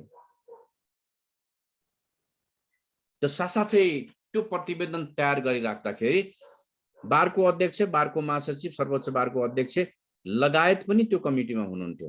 अर्थात् उहाँहरूले पनि त्यो प्रतिवेदनलाई हस्ताक्षर गरिसकेपछि एउटा खालको एक्सेप्टेन्स के भयो भने हो बारमा पनि कानुन व्यवसायी पनि बिचौलिया छन्, कानुन व्यवसायीले पनि बिचौलियाको काम गर्छन्, अनियमितताको काम गर्छन् भन्ने खालको बारको नेतृत्वले पनि त्यो कुरा दस्तावेजमा सही गरिसक्यो, त्यो कुरा स्वीकार गर्यो। त्यसले गर्दाखेरि हामी भित्र पनि, हामी कानुन व्यवसायी भित्र पनि बिचौलिया छन् भन्ने खालको कुरा इस्टाब्लिस भयो। अब सुरुवात कहाँबाट गर्ने प्रतिवेदन लागू गर्ने भनेपछि यो प्रतिवेदन लागू गर्ने सुरुवात भनेको चाहिँ कहाँबाट गर्यो भने कजलिसको व्यवस्थापनबाट। किन भन्दाखेरि भने सुरुमै मुद्दा तोक्दाखेरि नै झमेला हुन्छ। त्यो कजलिसको व्यवस्थापनबाट सुरु गर्ने भनिसकेपछि त्यो कजलिसको व्यवस्थापन, कजलिस तोक्ने काम कसले गर्थ्यो भन्दाखेरि पनि सर्वोच्च अदालतमा प्रधान न्यायाधीशले, उच्च र जिल्ला अदालतमा मुख्य न्यायाधीशले, त्यहाँको तत्त जिल्ला र उच्चको मुख्य न्यायाधीशले गर्ने।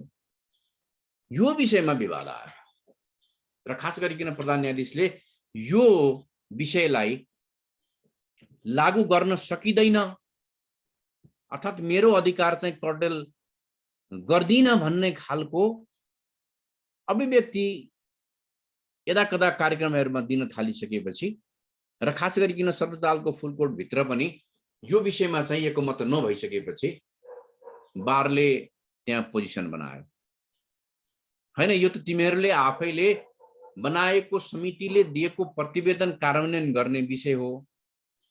अब कल्लिसको विषय तपाईँ मान्नुहुन्न, कल्लिसको व्यवस्थापनको विषय, कल्लिस थोक्ने विषयलाई अटोमेसनमा जाने अथवा गोला प्रथामा जाने कुरा मानिँदैन भने त यो प्रतिवेदन कार्यान्वयन हुँदैन। अब त्यो प्रतिवेदन कार्यान्वयनको गर्नको लागि प्रमुख बाधकको रूपमा बार एसोसिएसन, खास गरिकन सर्वोच्च अदालत सर्वोच्च अदालत बार एसोसिएसन र त्यसभन्दा अगाडि पनि सर्वोच्च अदालतका 19 जना न्यायाधीशहरूले अदालतमा बगावत गरे। उनीहरूले के भने भन्दाखेरि भने अहिलेका प्रधान न्यायाधीशले तोकेको कल्लिस अनुसार हामी मुद्दा हेर्दैनौँ भने। त्यो मलाई लाग्छ कार्तिकको 7-8 गतेको दिन हो। उनीहरूले चाहिँ 19 जना न्यायाधीशले अहिलेका प्रधान न्यायाधीशले तोकेको कल्लिस चाहिँ हामी हेर्दैनौँ भनेर बगावत गरिसकेपछि त्यो भोलिपल्ट त्यो विषयलाई सर्वोच्च अदालत बार एसोसिएसनले पनि विज्ञप्ति मार्फत निकाल्यो। त्यसपछिको भोलि पर्सिपल्ट नेपाल बार एसोसिएसनले पनि त्यसलाई विज्ञप्ति मार्फत निकाल्यो।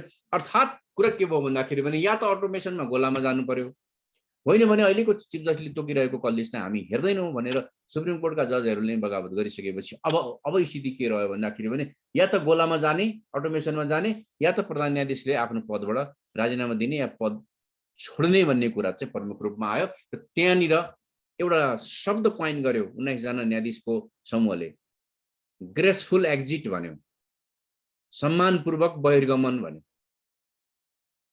तपाईँ टाइम लिनुहोस्, तर तपाईँको ग्रेसफुल एक्जिट हामी चाहन्छौँ। एक्जिट चाहिँ एक्जिट हुने भयो, खालि ग्रेसफुल एक्जिट हामी दिन्छौँ भन्ने खालको कुरा भइसकेपछि चिफ जस्टिससँग 19 जना न्यायाधीशहरूको विवाद भयो।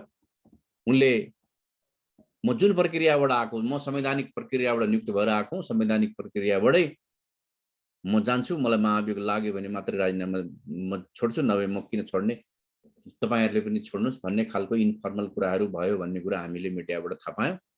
त्यसपछि त्यो प्रक्रिया अगाडि बढ्यो, बारले आफ्नो आन्दोलनको प्रक्रिया अगाडि बढाउँदै गयो र त्यो कार्की समितिको प्रतिवेदन चाहिँ लागू गर्नका लागि कम्प्लिटली दबावको अवस्था सिर्जना भयो। कम्प्लिट दबावको अवस्था सिर्जना भयो र त्यो कार्की प्रतिवेदन कार्यान्वयन हुनुपर्छ भन्ने भयो। त्यसका केही परिणामहरू देखिन्छन्। सर्वोच्च अदालतमा गोला प्रथा सुरु भयो। अस्ति माघ 5 गतेबाट उच्च र जिल्ला अदालतमा पनि गोला प्रथा सुरु भयो। अब त्यहाँको मुख्य न्यायाधीश र न्यायाधीशले मुद्दा तोक्दैनन्। अर्थात् तपाई त्यो गर्नाको पछाडिको कारण के थियो भन्दाखेरि भने सर्वोच्चमा प्रधान न्यायाधीशले कसका मुद्दा हाल्ने भन्ने कुरा पहिले थाहा भइहाल्थ्यो। जिल्ला र उच्च अदालतमा पनि मुख्य न्यायाधीशले कहाँ हाल्ने भन्ने कुरा थाहा हुन्थ्यो र जिल्ला अदालतमा चाहिँ न्यायाधीशको बेन्च फिक्स थियो। सुरुमा जुन न्यायाधीशले हेर्यो अन्तिमसम्म त्यसैले हेर्ने। सो त्यो कार्की समितिको प्रतिवेदनले के गर्यो भने त्यो चेन तोड्नका लागि, बिचौलियाहरूको चेन तोड्नको लागि अब अनिश्चिततामा जानुपर्छ। किन भन्दाखेरि भने त्यो दिन बिहान 10 साढे 10 बजे मात्रै बिचौलियाले थाहा पाउनुभयो कि मुद्दा कहाँ पर्यो भनेर। त्योसँग त्यति टाइम हुँदैन, न्यायसँग त्यति टाइम हुँदैन, जसले गर्दाखेरि मुद्दामा त्यो मुद्दा फिक्स गर्ने अथवा मुद्दा सेटिङ गर्ने खालको काम हुन सक्दैन। त्यो कारणले त्यो चेन ब्रेक हुन्छ भनेको अवस्था हो। त्यो न्यायपालिकालाई शुद्धिकरण गर्नको लागि तत्कालीन अवस्थामा सुझाइएको एउटा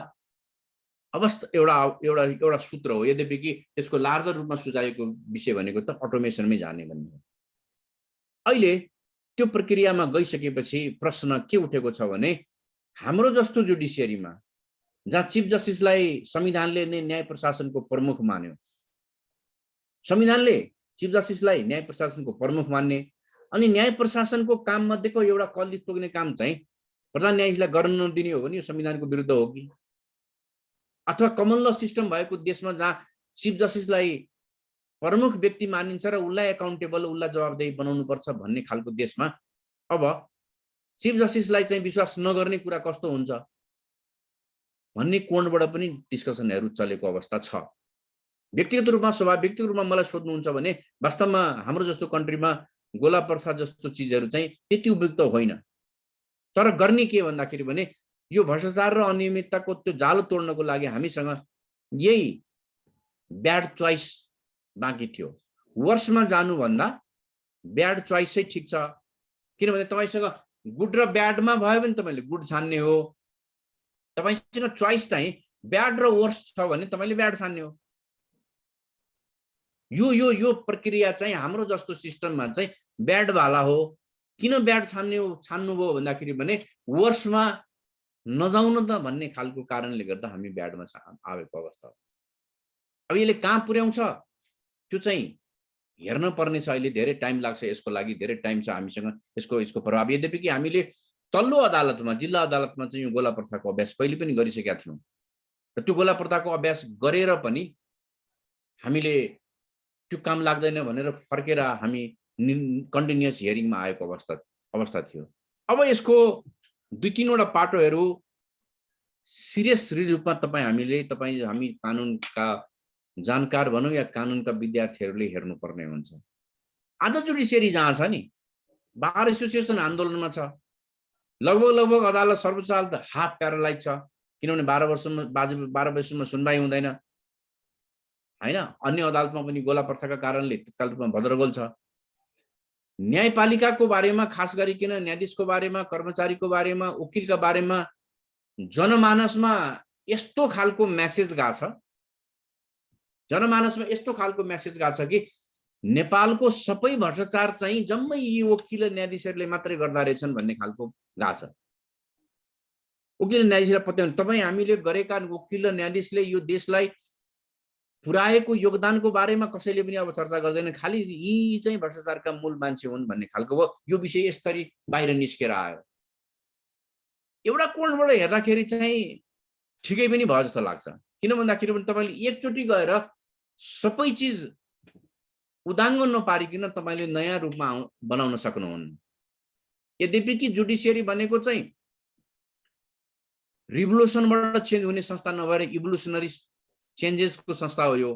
किनभने यसलाई तपाईँले भत्ताभङ्ग पार्नुभयो भने एकचोटि जनास्था यसको यो प्रतिको नकारात्मक भयो भने, जनास्था गिर्यो भने यस जनास्था हासिल गर्न भयङ्कर गाह्रो हुन्छ। जस्तै बङ्गलादेशमा तपाईँले बङ्गलादेशको अदालतको बारेमा त्यहाँका नागरिकलाई भन्नुभयो, न्यायाधीशका लागि भन्नुभयो भने कोही पनि पत्याउने वाला छैन। त्यसको जुडिसियरीको स्ट्यान्डर्ड, जुडिसियरीको आस्था यति तल गएको छ, त्यो उड्दै उड्दैन। तर भारतमा आजको दिनसम्म पनि उनीहरूले बचाएर राखेका छन्। भारतको डेमोक्रेसी बाँचेकै भनेको भारतको जुडिसियरीले हो भन्छ त्यहाँ तिनीहरूले।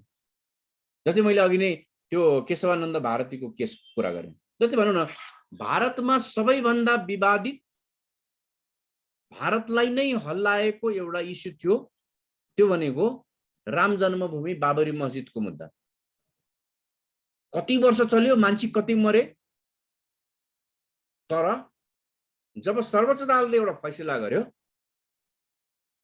त्यहाँका भारतीय चाहे मुसलमान हुन् चाहे हिन्दू हुन् सबैले के भने भन्दाखेरि अब छोड दो यार, ये जुडिसियरी ने, सर्वोच्च अदालत, सुप्रीम कोर्ट ने कह दिया।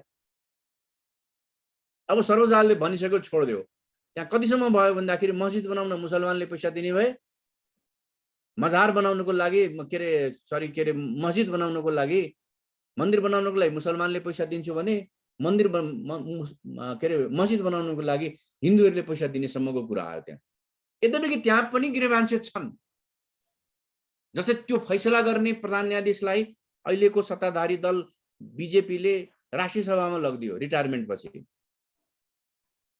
पुरस्कार दिए जस्तो गर्यो। किनभने बीजेपीको मेन एजेन्डा भनेको राम जन्मभूमि त्यहाँ मस्जिद होइन मन्दिर हो भन्ने थियो। त्यही एजेन्डा लिएर चुनाव जितेको थियो। अदालतले पनि त्यही फैसला गर्यो।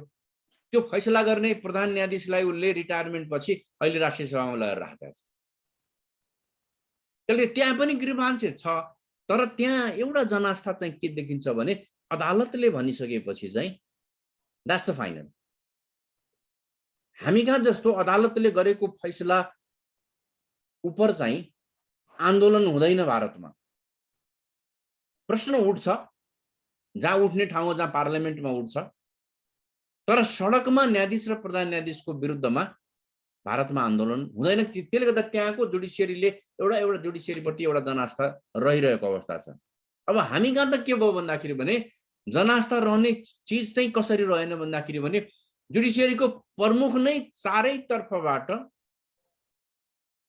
तथ्य र तथ्याङ्कबाट तपाईको शंकाको घेरामा पर्नु भएको छ र उहाँकै आफ्नै पनि केही कुरा अभिव्यक्तिहरू जस्तै भनौं न उहाँले आफूले गरेको फैसला आफूले गरेको मुद्दाको बारेमा डिफेन्स गर्नलाई टेलिभिजनमा आउनुभयो।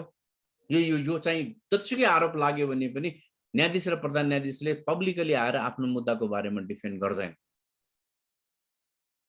एक्सेप्टेड चिज हो त्यो एउटा खालको देखिन्छ।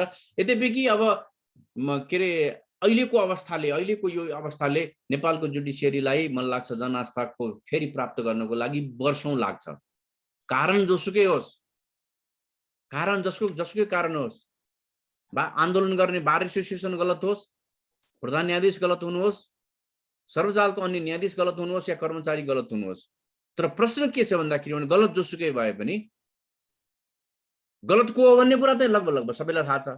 फेरि पनि आर्गुमेन्ट गर्नलाई यो पनि गलत त्यो पनि गलत मैले पनि गलत गरिस् भने तापनि अल्टिमेटली मेरो अहिलेको प्रस्तुति अहिलेको तपाईहरुसँग कन्सर्न भनेको चाहिँ जुडिसियरी अघि नै मैले भनेका यी 4-5 वटा फ्याक्टरको एकीकृत संरचना हो।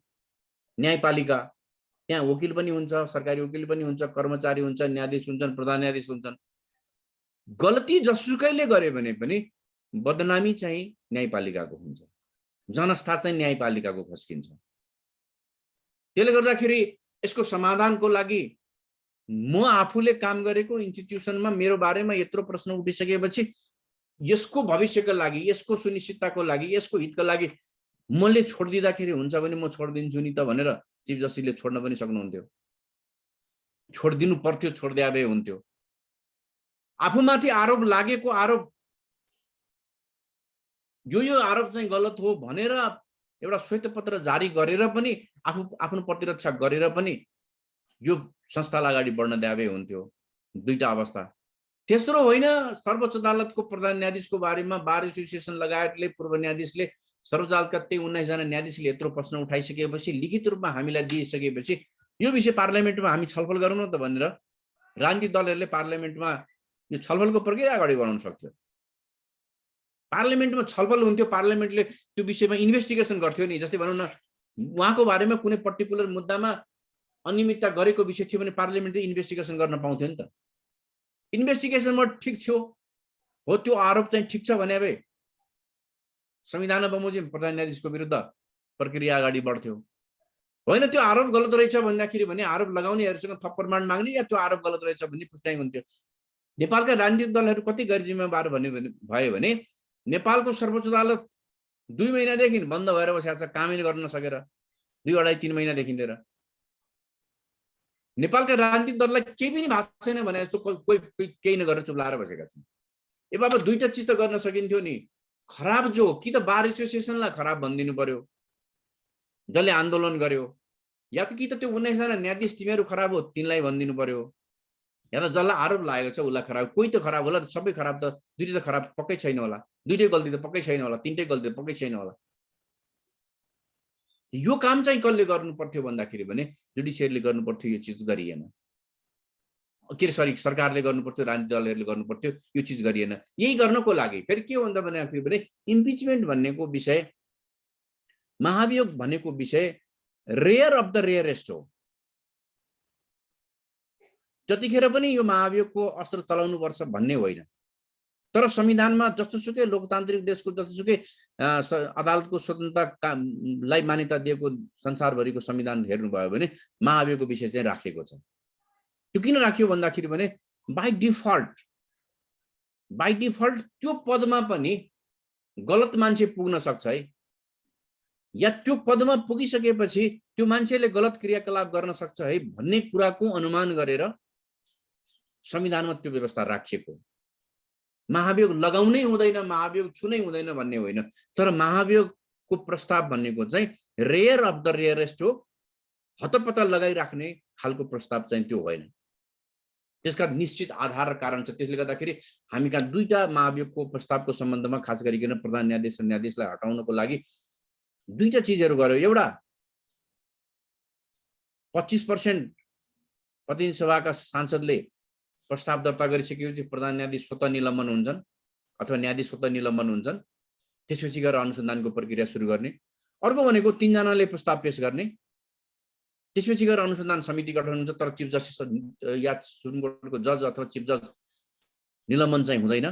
त्यसले इन्भेस्टिगेसन गर्छ। इन्भेस्टिगेसन गरेर उसले महाभियोग लगाउन सक्ने आधार र कारण देख्यो भने उसले पार्लियामेन्टमा त्यो कुरो ल्याउँछ। त्यसपछि फर्मली दर्ता हुन्छ। त्यसपछि फर्मली दर्ता भएपछि त्यो मान्छे निलम्बनमा पर्छ। अनि निलम्बित मान्छेलाई चाहिँ पार्लियामेन्टमा बोलाएर आफू उपर लागेको आरोपको डिफेन्ड गर्न भनिन्छ। त्यसले गर्दा दुईटा मध्ये कुनै एउटा प्रक्रिया निलम्बनै गर्नु पर्दैन थियो। इन्भेस्टिगेसन त एटलिस्ट गरे भए हुन्थ्यो नि त। कि त होइन जसले प्रश्न उठाएको छौ तिमीहरू चाहिँ गलत छौ भन्ने कुरा भनेर तिनलाई रोक्नुपर्छ, या त कि त जसका बारेमा प्रश्न उठेको छ त्यसका बारेमा तपाईले छलफल त गर्नु पर्थ्यो नि। तर नेपालको राजनीतिक दलहरू त्यो केही पनि नगरेर आजको दिनसम्म चुप लाएर बसेको अवस्था छ। पक्ष विपक्षमा गर्नु पर्दैन। मैले यहाँ प्रस्तुति गरिरहँदाखेरि तपाईहरुले पनि आफ्नो प्रश्न राखिराख्दाखेरि कुरा गरिरहँदाखेरि कसैको पक्षमा गर्नुपर्ने छैन। तर आएको प्रश्नलाई सम्बोधन त गर्नु पर्यो नि। केही पनि होइन भनेर चुप लागेर बस्न सक्ने अवस्था त हुँदैन जस्तो लाग्छ मलाई। व्यक्तिगत रूपमा कुनै राजनीतिक दलका कुनै नेताले केही कुरा गरेर यो विषय जाँदैन। तपाई मेची महाकालीबाट मान्छे आएका हुन्छन् मुद्दा सुनवाई गर्दियो भनेर, त्यतिखेर देखिन्थ्यो अदालत बन्द थियो।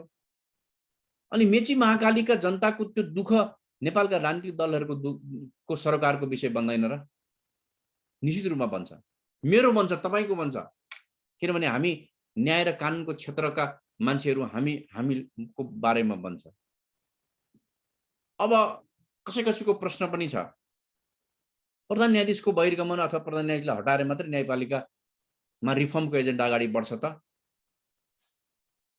भन्दाखेरि मेरो प्रश्न निश्चित रूपमा बन्दैन। रिफर्मका लागि धेरै काम गर्नुपर्ने हुन्छ, धेरै चीजहरू गर्नुपर्ने हुन्छ। अहिलेको आन्दोलनको अहिलेको निष्कर्ष के हो भन्दाखेरि भने त्यो कार्की समितिको प्रतिवेदन कार्यान्वयनको लागि चाहिँ सुरुमै चिफ जस्टिसले आनाकानी गरेको हुनाले उहाँको बहिर्गमन मार्फत त्यो प्रक्रियालाई हामी अगाडि बढाउँ। पहिले उहाँको बहिर्गमन होस्, त्यसपछि अन्य प्रक्रिया अन्य रिफर्मको एजेन्डा बढ्छ। बढाउँछ कि बढाउँदैन, अन्य रिफर्मको एजेन्डा अगाडि बढ्छ कि बढ्दैन भन्ने प्रश्नलाई मलाई लाग्छ अब नेपालको जसरी नेपालको जुडिसियरीको बारेमा छताछुल्लो सबै विषय आएको छ, अब रिफर्मको एजेन्डालाई रोक्न सकिँदैन।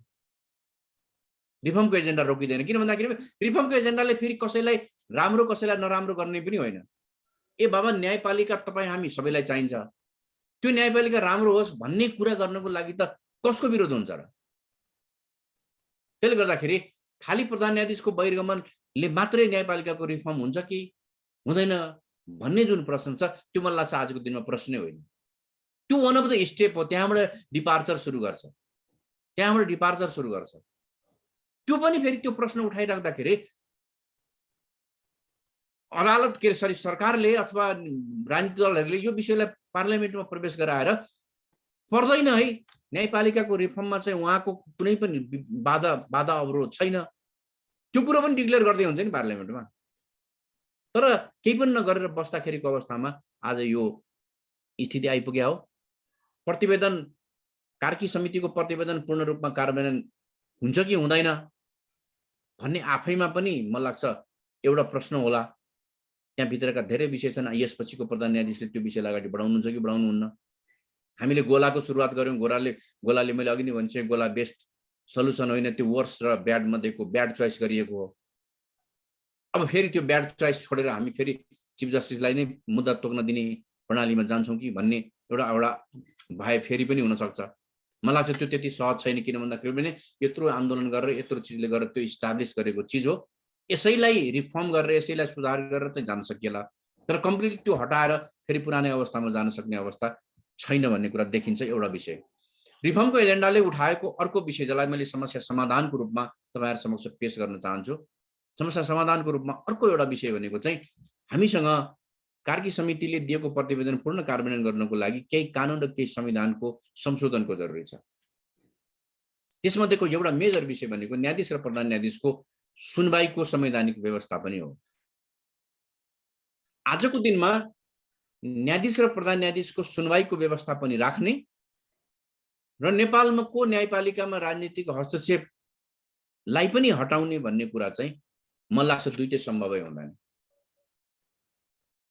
त्यसले गर्दाखेरि आजको दिनमा हामीसँग दुईटा चोइस छ। या त हामी अमेरिकन मोडलमा जान्छौँ भने न्यायाधीशको नियुक्ति सिधै एक्जिक्युटिभले गरोस्, एक्जिक्युटिभले गरेको नियुक्तिलाई चाहिँ पार्लियामेन्टमा रिगरसली हामी छलफल गरौँ, त्यसलाई टेस्ट गरौँ। तर प्रधान न्यायाधीशले नियुक्ति गरेको न्याय परिषद जस्तो विक इन्स्टिट्युसनबाट भएको सिफारिसलाई मस्ट पोलिटिकल इन्स्टिट्युसन जहाँ पार्लियामेन्टमा जहाँ सबैभन्दा बढी राजनीति हुन्छ त्यो इन्स्टिट्युसनले चेक गर्ने कुरा चाहिँ मलाई त्यति स्वाभाविक हुँदैन। यो कुरा तालमेलै गर्दैन। त्यसले गर्दाखेरि हामीसँग आज चोइस छ संविधानको संशोधन सम्बन्धमा, जसले हामीले रिफर्मको एजेन्डालाई अगाडि बढाएको छौँ। चोइस छ हामीसँग। एउटा पहिलो चोइस भनेको अहिलेकै परिषदीय प्रणालीबाट न्यायाधीश नियुक्ति गर्ने हो भने सुनवाईको व्यवस्था संशोधन गरौँ। हैन यो अमेरिकाको राम्रो व्यवस्था हो, यो लिएर राख्नुपर्छ भन्ने सुनवाईको व्यवस्था राख्ने हो भने अहिलेको संविधानको व्यवस्था परिषदीय प्रणाली जुन प्रधान न्यायाधीशको अध्यक्षतामा रहेको न्याय परिषदले संशोधन न्यायाधीशको नियुक्ति गर्ने कारबाही गर्ने जुन व्यवस्था छ त्यो व्यवस्था संशोधन गरौँ। दुईटा मध्ये एउटा संशोधन गर्नुपर्छ। त्यसले गर्दाखेरि न्यायपालिकाको रिफर्मको एजेन्डालाई पूर्णता दिनको लागि केही संवैधानिक संशोधनको विषयहरू पनि छ। त्यहाँभित्र पनि अर्को विषय छ समावेशिताको विषय। अन्य निकाय समावेशी भइराख्दाखेरि न्यायपालिका समावेशी भएन भन्ने पनि आरोप छ। त्यसले गर्दाखेरि न्यायपालिका भित्रको समावेशितालाई पनि कसरी सुनिश्चित गर्न सकिन्छ त्यो संविधान संशोधन मार्फत त्यो पनि गर्नुपर्ने अवस्था, कानुन संशोधन मार्फत त्यो पनि अवस्था गर्नुपर्ने देखिन्छ। संविधानले समानुपातिक समावेशिताको कुरा गर्यो, तर न्यायपालिकामा नियुक्तिको तपाईले प्रक्रिया हेर्नुभयो भने त्यो अनुसार देखिँदैन। त्यहाँनिर डिबेट के देखिन्छ भन्दाखेरि भने उपलब्धता भित्रको समावेशिता देखिन्छ। त्यो उपलब्धता भित्रको समावेशिता भनेको न्यायपालिकाका लागि 2,91,00,000 व्यक्ति न्यायपालिकाको जुरिस्डिक्सन होइन। न्यायपालिकाको लागि त कानुनमा स्नातक गरेको, यति वर्ष वकालत गरेको, यति वर्ष न्यायाधीश भएको, यति वर्ष अधिकृत भएको व्यक्ति मात्रै हो। त्यो व्यक्ति कति छ? त्यो व्यक्ति त 2,91,00,000 छैन। त्यो त सानो संख्यामा छ। त्यसको समावेशिता हो। त्यसभित्र तपाईले भनौं त्यसभित्र जात जातिको हिसाबमा लिङ्गको आधारमा संख्या कुन धेरै छ? तपाईले 2,91,00,000 को संख्यालाई चाहिँ समानुपातिक समावेशी भन्नु भएको छ भने न्यायपालिकाको त्यो कन्स्टिट्युएन्सी भित्र त त्यो मान्छे त्यो संख्या छैन भनेपछि त्यो डिबेट पनि छ त्यहाँनिर। त्यसले गर्दाखेरि समानुपातिक समावेशिता संविधानको व्यवस्था र उपलब्धता भित्रको समावेशिताको व्यवस्थालाई पनि मलाई लाग्छ संविधान संशोधन मार्फत चाहिँ सम्बोधन हुनु जरुरी छ। किनभने जहिले पनि न्यायपालिकामा समावेशिताको विषय चाहिँ जहिले पनि प्रश्नको रूपमा आइरहेको अवस्था छ। एउटा समाधानको बाटो यो देखिन्छ। तेस्रो जुन मेजर रूपमा जुन उठेको छैन तर मेन विषय हो, उठ्दैन हेर्नुहोस्, तर मेन विषय हो। त्यो विषय भनेको कानुनको शिक्षा र कानुन व्यवसायको विषय, लिगल एजुकेसनको विषय। लिगल एजुकेसनलाई हामीले कसरी हेर्यौं? जस्तै तपाईले हेर्नुस् कि के छ भन्दाखेरि भने मेडिकल शिक्षा कुनै कलेजले एमबीबीएस को लागि भर्ना कति लिन सक्छ भन्ने कुरा चाहिँ मेडिकल काउन्सिलले सिट संख्या तोक्छ। मेडिकल काउन्सिलले सिट संख्या किन तोक्छ भन्दाखेरि भने त्यो मेडिकल कलेजको इन्फ्रास्ट्रक्चर, त्यसको क्यापेसिटी हेर्छ अनि मार्केटमा डिमान्ड हेर्छ। त्यो आधारमा चाहिँ उले कोटा संख्या तोक्छ। नेपालको कलेजहरुमा, नेपालको ल कलेजहरुमा कति विद्यार्थी भर्ना गर्ने, कस्तो विद्यार्थी भर्ना गर्ने भन्ने कुरा चाहिँ नेपाल बार काउन्सिलसँग सोधिदैन। अल्टिमेटली लाइसेन्स नै उले दिन्छ, डिसिप्लिनरी एक्सन उले गर्छ कानुन व्यवसायीहरुको। तर लिगल एजुकेसनमा चाहिँ बार काउन्सिलको कुनै पनि भूमिका छैन। सो कानुनी शिक्षालाई पनि तपाई हामीले कस्तो शिक्षा बनाउने, पढाउँदादेखि नै तपाई कम्प्लिटली यो लिगल प्रोफेसन भनेको एज अ बिजनेस हो या यो च्यारिटी हो या यो बोथ हो भन्ने खालको शिक्षा तपाईँ हामीले सही ढङ्गबाट दिन सकेनौँ भने जुडिसियरीको करप्सनको विषय अनियमितताको विषयलाई हामीले कन्ट्रोल गर्न सक्दैनौँ। मैले फेरि बताएँ, तपाईँ संरचना जसुसुकै बनाउनुहोस्, संरचनामा बस्ने व्यक्तिहरूको इन्टिग्रिटीको विषय, उसको एजुकेसनको विषय, उसको ब्राटअपको विषयले महत्त्वपूर्ण भूमिका खेल्छ। र हाम्रो जुन सामाजिक संरचना छ, हाम्रो जुन राज्यको संयन्त्र छ, जसले जति पैसा कमाए पनि हुन्छ, केही पनि फरक पर्दैन भन्ने खालको जुन संयन्त्र छ, त्यसले पनि त्यहाँनिर प्रमुख भूमिका खेलेको हुन्छ। त्यसले गर्दाखेरि कानुनी शिक्षाको विषय, कानुन व्यवसायको विषय, बार काउन्सिलको विषय र खास गरिकन बार एसोसिएसनको विषय, बार एसोसिएसनका एजेन्डाहरूको विषय पनि रिफर्मको लागि, न्यायपालिकाको रिफर्मको लागि ठुलो समस्या भनौँ या ठुलो तपाईँको महत्त्व राख्दछ जस्तो लाग्छ मलाई। यो चिजहरूको समग्र सुधारको विषयलाई हामीले न्यायपालिकाको सुधारसँग जोड्न सक्छौँ। तर अहिलेको तत्कालिक अवस्थाको समस्या भनेको प्रधान न्यायाधीशको जुन बहिर्गमनको विषय, राजीनामाको विषय, उहाँमाथिको आरोपको जुन विषयहरू छ, त्यसको त कुनै न कुनै हिसाबमा समाधान हुनु जरुरी छ। मैले अघि नै बताएँ कि तपाईँ दुईटै पक्ष गलत, दुईटै पक्ष ठिक भन्ने कुरा छ, त्यो डिक्लेयर चाहिँ कसै न कसरी गरिदिनुपर्छ। फाइनली चिफ जस्टिस र जस्टिसको बारेमा चाहिँ गर्ने निकाय भनेको के अरे उपाय भनेको संविधान बमोजिम तपाईँको महाभियोगै हो। महाभियोग राजनीतिक दलले पार्लियामेन्टमा लगाउने हो। त्यसले गर्दाखेरि त्यो प्रक्रिया चाहिँ त्यहाँ गएर त्यसको अहिलेसम्मको आरोप, अहिलेसम्मको दस्तावेजीकरणलाई तपाईँले केलाएर ठिक वा बेठिक तपाईँको त्यहाँबाट डिक्लेयर नगरुन्जेलसम्म यो समस्याको समाधान मैले देख्दैन। अब आउने 79 सालको मङ्सिर 28 गतेसम्म अहिलेका प्रधान न्यायाधीशको कार्यकाल छ। न्यायपालिका यसै गरी त्यति बेलासम्म चलाउने हो। त्यो बेलासम्म चल्ला, त्यसपछि आउने प्रधान न्यायाधीशको बारेमा के गर्ने हो, त्यसपछिका प्रधान न्यायाधीशको बारेमा, त्यसपछिका न्यायाधीशको बारेमा के गर्ने हो भन्ने कुराको समाधान दिनको लागि पनि यो विषयलाई एड्रेस गर्नु जरुरी छ। यो विषयलाई एड्रेस गर्ने प्रोपर फोरम भनेको पार्लियामेन्ट हो। त्यहाँबाट कुनै न कुनै निकास आउनु जरुरी देख्छु मैले। मलाई लाग्छ त्यसले निकट भविष्यमा त्यसतर्फ काम गर्ला। तर मलाई त्यति पनि विश्वास किन छैन भने अहिले इलेक्सनकै बारेमा धेरै विवादहरू आइरहेको हुनाले इलेक्सन उन्मुख भएका राजनीतिक दलले यो विषयलाई टेकअप गर्ला र यो विषयलाई समाधान गर्ला जस्तो लाग्दैन। त्यसले गर्दाखेरि यो समस्या चाहिँ झन बल्दिन्छ जस्तो लाग्छ मलाई। खाली अब कुनै दिन प्रधान न्यायाधीशलाई आफै लाग्यो म काम गरेको यस्तो निकाय, यसको यस्तो दुर्गति म देख्न सक्दिनँ भन्ने हिसाबमा उहाँले छोडेर जानुभयो भने त्यहाँबाट एउटा बाटो खुल्ला, रिफर्मको अन्य एजेन्डा हेर्न जाला।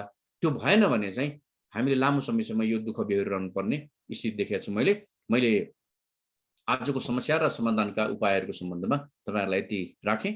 तपाईहरुको केही प्रश्न जिज्ञासा छ भने म आन्सर गर्छु। हस्, धन्यवाद। यहाँहरुले पहिला ह्यान्ड रेज गर्नु होला, त्यसपछि हामीले तपाईहरुलाई अनम्युट गरिदिन्छौँ अनि मात्रै बोल्न मिल्छ। धन्यवाद सुनिल सर। केही कुराहरु एकदमै टिपोटगत है, तपाईहरुले टिपोट गर्नु भएको छ भने जुनै पनि लेभलमा हुनुहुन्छ, तपाईहरु बीएलएलबी पढ्दै हुनुहुन्छ है वा +2 कानुन पढेर ठ्याक्कै चाहिँ अब चाहिँ बीएलएलबी पढ्ने भनेर जुन बाटोमा बस्नु भएको छ, ठ्याक्कै त्यो गेटमा बस्नु भएको छ, त्यहाँ चाहिँ आजको जुन सेसन छ इम्पोर्टेन्ट हुन सक्छ। तपाईँ हाम्रो निम्ति किन पनि इम्पोर्टेन्ट हुन सक्छ भन्दाखेरि अहिले भनेको सरले ठ्याक्कै चाहिँ कानुनी शिक्षालाई इङ्गित गर्दाखेरि कानुनी शिक्षामा पनि बीएलएलबीमा पनि कस्तो विद्यार्थीलाई लिने है, कस्तोलाई पढाउने भन्ने कुराको निम्ति मात्रै लिगल नलेजको टेस्ट गरेर हुँदैन। ऊ कतिको एनालाइटिकल छ, उसले कतिको कुरा बुझेको छ, अहिलेको करेन्ट इस्युमा उसको आफ्नो पर्सनल ओपिनियन कस्तो छ भन्ने कुरा पनि जाँच्नुपर्छ, बुझ्नुपर्छ भन्ने उद्देश्यले ल फ्याकल्टीले टियुले के गर्छ भन्दाखेरि तपाईहरुलाई 20 नम्बरको एउटा चाहिँ प्रश्न सोध्छ, क्रिएटिभ राइटिङ भन्छ त्यसलाई। त्यो भनेको तपाईँ अहिलेको सिचुएसनसँग कतिको अवेर हुनुहुन्छ भन्ने कुराको निम्ति हो। सो यस अर्थमा इनकेस अहिलेको ठ्याक्कै न्यायालय सम्बन्धीको विषय आएछ भने तपाईँ तयारी गर्ने विद्यार्थी हुनुहुन्छ भने तपाईको निम्ति आजको सेसन एकदमै फलदायी हुन सक्छ। कतिको कुरा, कतिको प्रश्नहरु तपाईले टिपोट गर्नुभयो, त्यो मैले बुझिन। म स्वयंलाई पनि मैले तपाईहरु जस्तै सुरुदेखि सेसनमा बसे मैले पनि टिपोट गरेर राखेको छु। मलाई काम लाग्छ भन्ने त मैले भने नै तपाईले कतिको टिपोट गर्नुभयो भन्ने कुरा रह्यो। सो यस्तोमा ह्यान्ड रेज मैले 5 जनाको देखेँ। 5 जना मध्ये मैले तपाईहरु मध्ये कसलाई मैले दिउँ भन्दाखेरि ल सिरियली नै जाउँ न हामी। यहाँ चाहिँ मैले आदेश राणा भट्टलाई देख्दैछु, उहाँले प्रश्न गरिदिनु पर्ने हुन्छ। अब अहिले तपाईले अनम्युट गरिदिन्छु।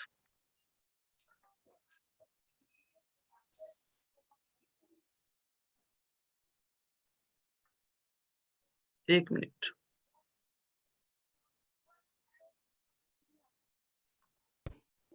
सर यो न्यायपालिकामा न्यायाधीशहरूको चाहिँ कस्तो न्यायाधीशहरू आहान भन्दाखेरि औसत भन्दा मुनिको न्यायाधीशहरू आहान भन्छन्, यो साँच्चै हो कि के हो सर? हुनुपर्ने औसत भन्दा मुनिको न्यायाधीश आहान भन्छन्, यो कस्तो कुरा? सर हामी 5 वटै प्रश्न एकचोटि लिने कि 1 बाइ 1 गर्ने? हुन्छ 5 वटा लिउँ त। सर मेरो दोस्रो प्रश्न पनि छ, हामीसँग समस्या पनि छ, समाधान पनि छ, त्यसो भने त्यो किन भएन त नि लागू भन्ने कुरा पनि छ। Okay, next Anushka. Good morning sir first of all. अनि मेरो क्वेसन चाहिँ के हो भने अब हामीले पनि जुडिसियरीको इन्डिपेन्डेन्सलाई अफेक्ट गरेको छ कि छैन, अनि यदि छ भने चाहिँ अब हामीले कसरी एफेक्ट गरेको छ? Thank you. Aditi. Morning sir. Sir मेरो क्वेसन के हो भन्दाखेरि चाहिँ हजुरले भन्नुभयो जस्तै अमेरिकन सिस्टमलाई चाहिँ हामीले जुडिसियरीमा ल्याउन सक्छौँ, तर उतातिर चाहिँ एक्जिक्युटिभ चाहिँ टोटली डिफ्रेन्ट हो। तर नेपालमा हामीले हेऱ्यो भने चाहिँ पार्लियामेन्ट र एक्जिक्युटिभ त एकदमै धेरै नै लिङ्क छ। त्यसो भए यस्तो केसमा चाहिँ अब एक्जिक्युटिभले डाइरेक्टली चिफ जस्टिस सेलेक्ट गरेर अब त्यसलाई पार्लियामेन्टमा त्यसको हियरिङ भए पनि अब पार्लियामेन्ट र एक्जिक्युटिभको लिङ्क त अति नै धेरै छ। त्यसो भए त त्यसमा त्यसले केही खासै असर गर्छ कि नै, त्यो चाहिँ पहिलो क्वेसन चाहिँ। सेकेन्डमा चाहिँ के छ भन्दाखेरि यो गोला प्रथा भनेको के भन्नुभयो सर? मैले हल्का बुझिनँ, यो हल्का भनिदिनु न प्लिज। गोला प्रथा? हजुर। अनि सर एउटा अरू थियो, हजुरले एउटा यो समावेशिताको पनि कुरा भन्नुभएको थियो नि सल्युसनमा चाहिँ, त्यो कुरा चाहिँ समावेशिता भनेको चाहिँ बुझेन। समावेशिता?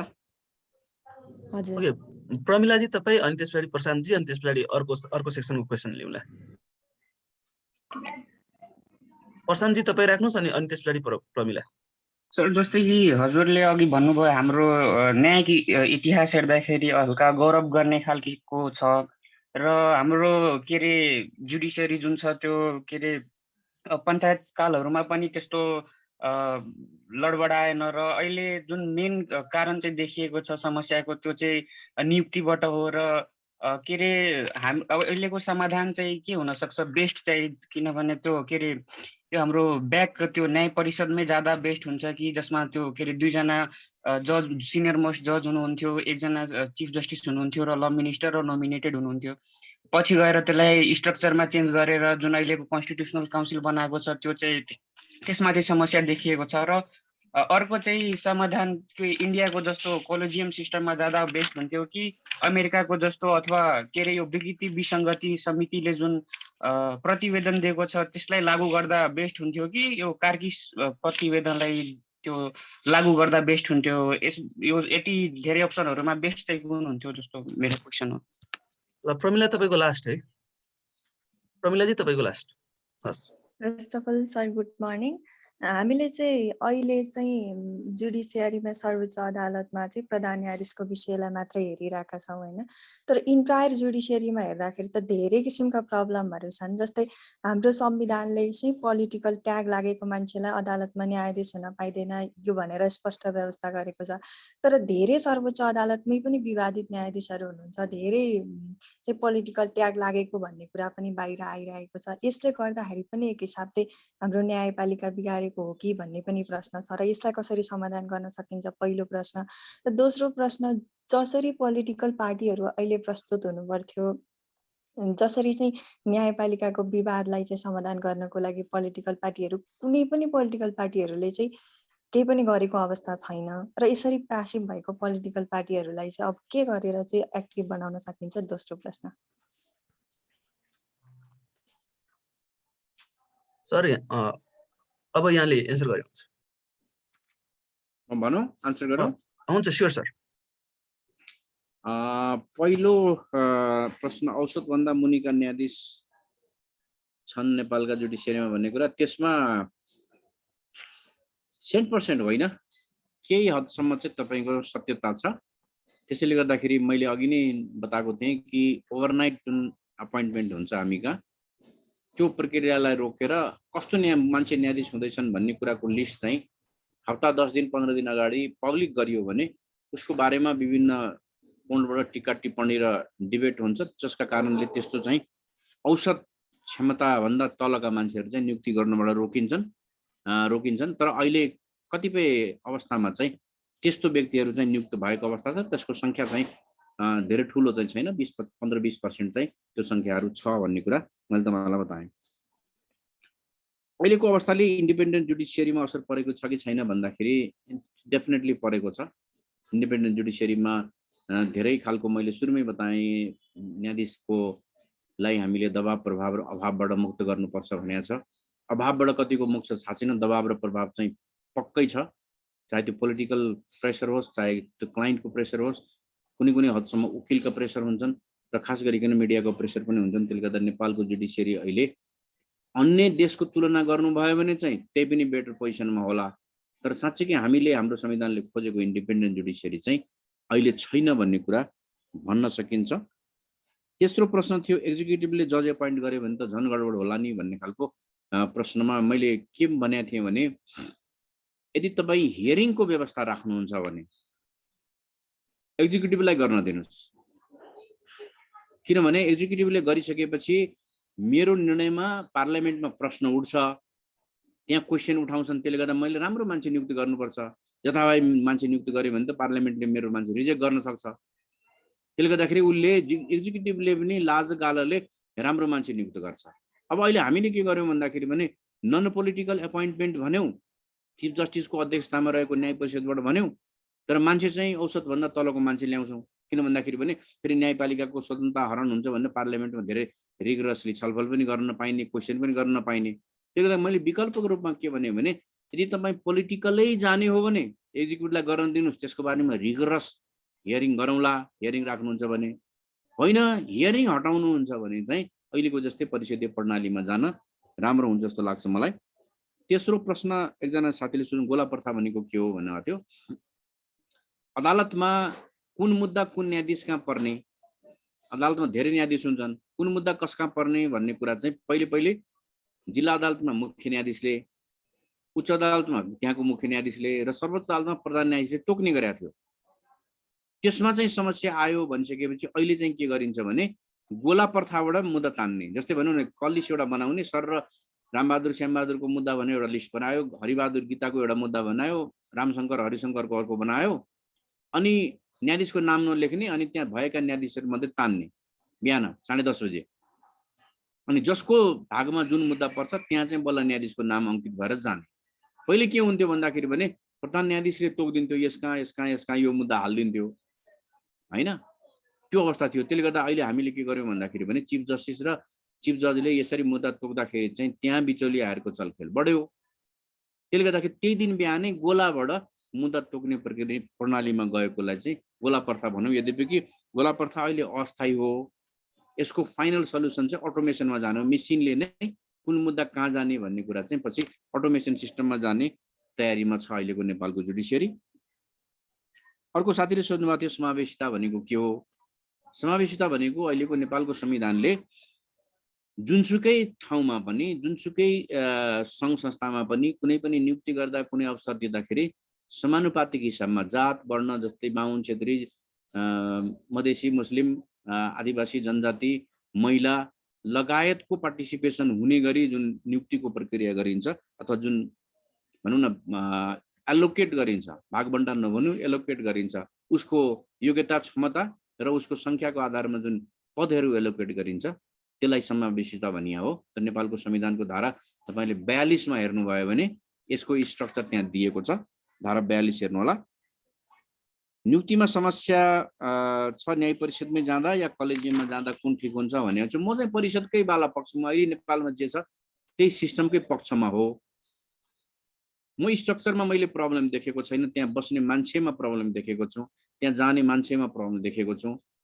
भारतको जस्तो कलेजियममा चाहिँ जानुहुन्न, किन भन्दाखेरि भारतले ट्रेडिसनली उनीहरूले चलिरहेछन्। त्यहाँ पनि के छ भन्दाखेरि भने अङ्कल जज भन्छ, त्यहाँ एउटा परिवारको, त्यहाँ भारतमा केही ठुल्ठुला परिवार छन् अथवा सम्भ्रान्त वर्गहरू छ, त्यो वर्ग बाहेक अरू वर्गका मान्छेहरू न्यायपालिकामा जानै सक्दैन। किनभने न्यायाधीशले न्यायाधीश नियुक्ति गर्छ त्यहाँ जजेस एपोइन्टेड जज। अनि हिजो जो जज भएको छ तिनले नै आफ्ना छोरा छोरी भतिजा भतिजालाई नियुक्ति गरिरहेको अवस्था छ त्यहाँनिर। त्यसले गर्दा त्यहाँ इन्डियामा एउटा तपाईँको भनाइ चलेको छ, अङ्कल जज भन्छ क्या, अङ्कलले अब भतिजीलाई नियुक्ति गर्ने अनि त्यो भतिजीले फेरि अर्को भतिजीलाई नियुक्ति गर्ने। हाम्रो जस्तो हेट्रोजेनियस तरिकाले नियुक्ति चाहिँ हुँदैन।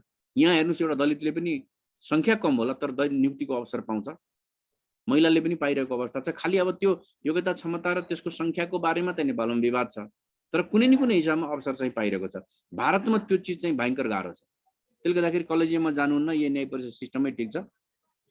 पोलिटिकल ट्याग लागेको मान्छेलाई पनि नियुक्ति गरिन्छ, हो यहीनिर प्रब्लम हो, नियुक्ति गर्ने मान्छेमा प्रब्लम। खास गरिकन नेपालको संविधानले प्रधान न्यायाधीशलाई प्रमुख बनायो न्याय प्रशासनको।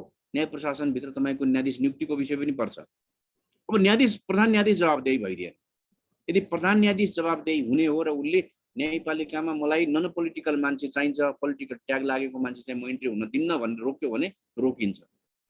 अहिले के भयो भन्दाखेरि राजनीतिले बार्गेनिङ गर्यो, प्रधान न्यायाधीशले तपाईँको राजनीतिसँग मिल्दिएर राजनीतिसँग भागभण्डा गरिदिएर राजनीतिक कलर लागेका ट्याग लागेका मान्छेलाई नियुक्ति गरिदिएका कारणले चाहिँ नेपालमा अहिले एमाले न्यायाधीश, काङ्ग्रेस न्यायाधीश, माओवादी न्यायाधीश, मधेसी न्यायाधीश अथवा पार्टीसँग जोडिएका न्यायाधीश भन्ने खालको यो एउटा व्यङ्ग्य पनि गर्न थालिएको छ। मलाई लाग्छ त्यो चिजलाई हटाउनको लागि पनि प्रधान न्यायाधीश चाहिँ एकाउन्टेबल हुनुपर्छ जस्तो लाग्छ मलाई।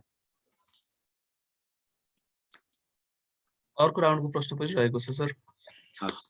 मानवजी तपाईँको पालो। सर नमस्कार। नमस्कार। उपस्थित सम्पूर्णमा पनि नमस्कार। आज सरको सेसन छ भनेपछि मैले प्रश्नका केही लिस्ट तयार पारेको थिएँ। सरले आफ्नो क्लासका क्रममा लगभग सबै प्रश्नको जवाफ दिनुभयो। मैले गोला प्रथा लगायत धेरै प्रश्न तयार पारेको थिएँ। यीमध्ये जुन न्यायपालिकामा अहिले विवाद देखिरहेको छ, हामी लगभग त्यो रामशाह पथमा हिँड्दै गर्दाखेरि नेपाल बार अगाडि कालो ब्यानर एउटा झुन्डिरहेको देख्छौँ।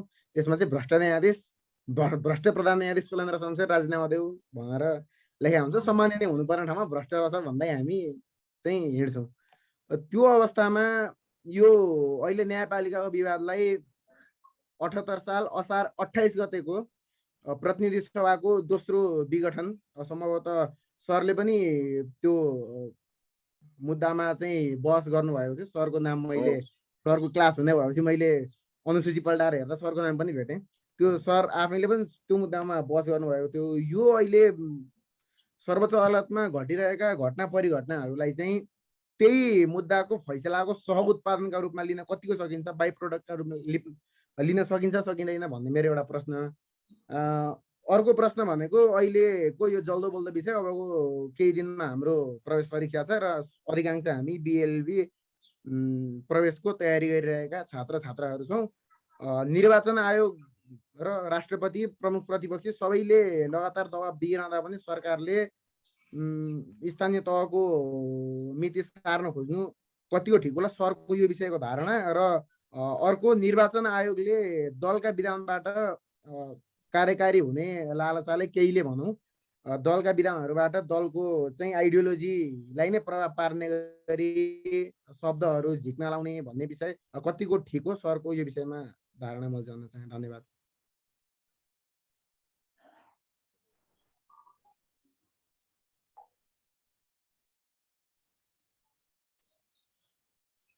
अरू के आन्सर गरौँ म? अर्को पनि छ सर। रोबीजी तपाईँको पालो।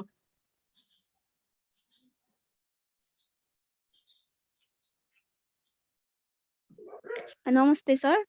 नमस्ते सर, मेरो क्वेसन चाहिँ होइन, हाम्रो अहिले इन्डिपेन्डेन्स अफ जुडिसियरीमा चाहिँ निम्तिएको प्रब्लमहरूलाई चाहिँ सुल्झाउने या बल्झाउने हिसाबमा चाहिँ मिडियाको रोल कस्तो छ भन्ने हो सर। Thank you sir. हस्, थ्याङ्क यू।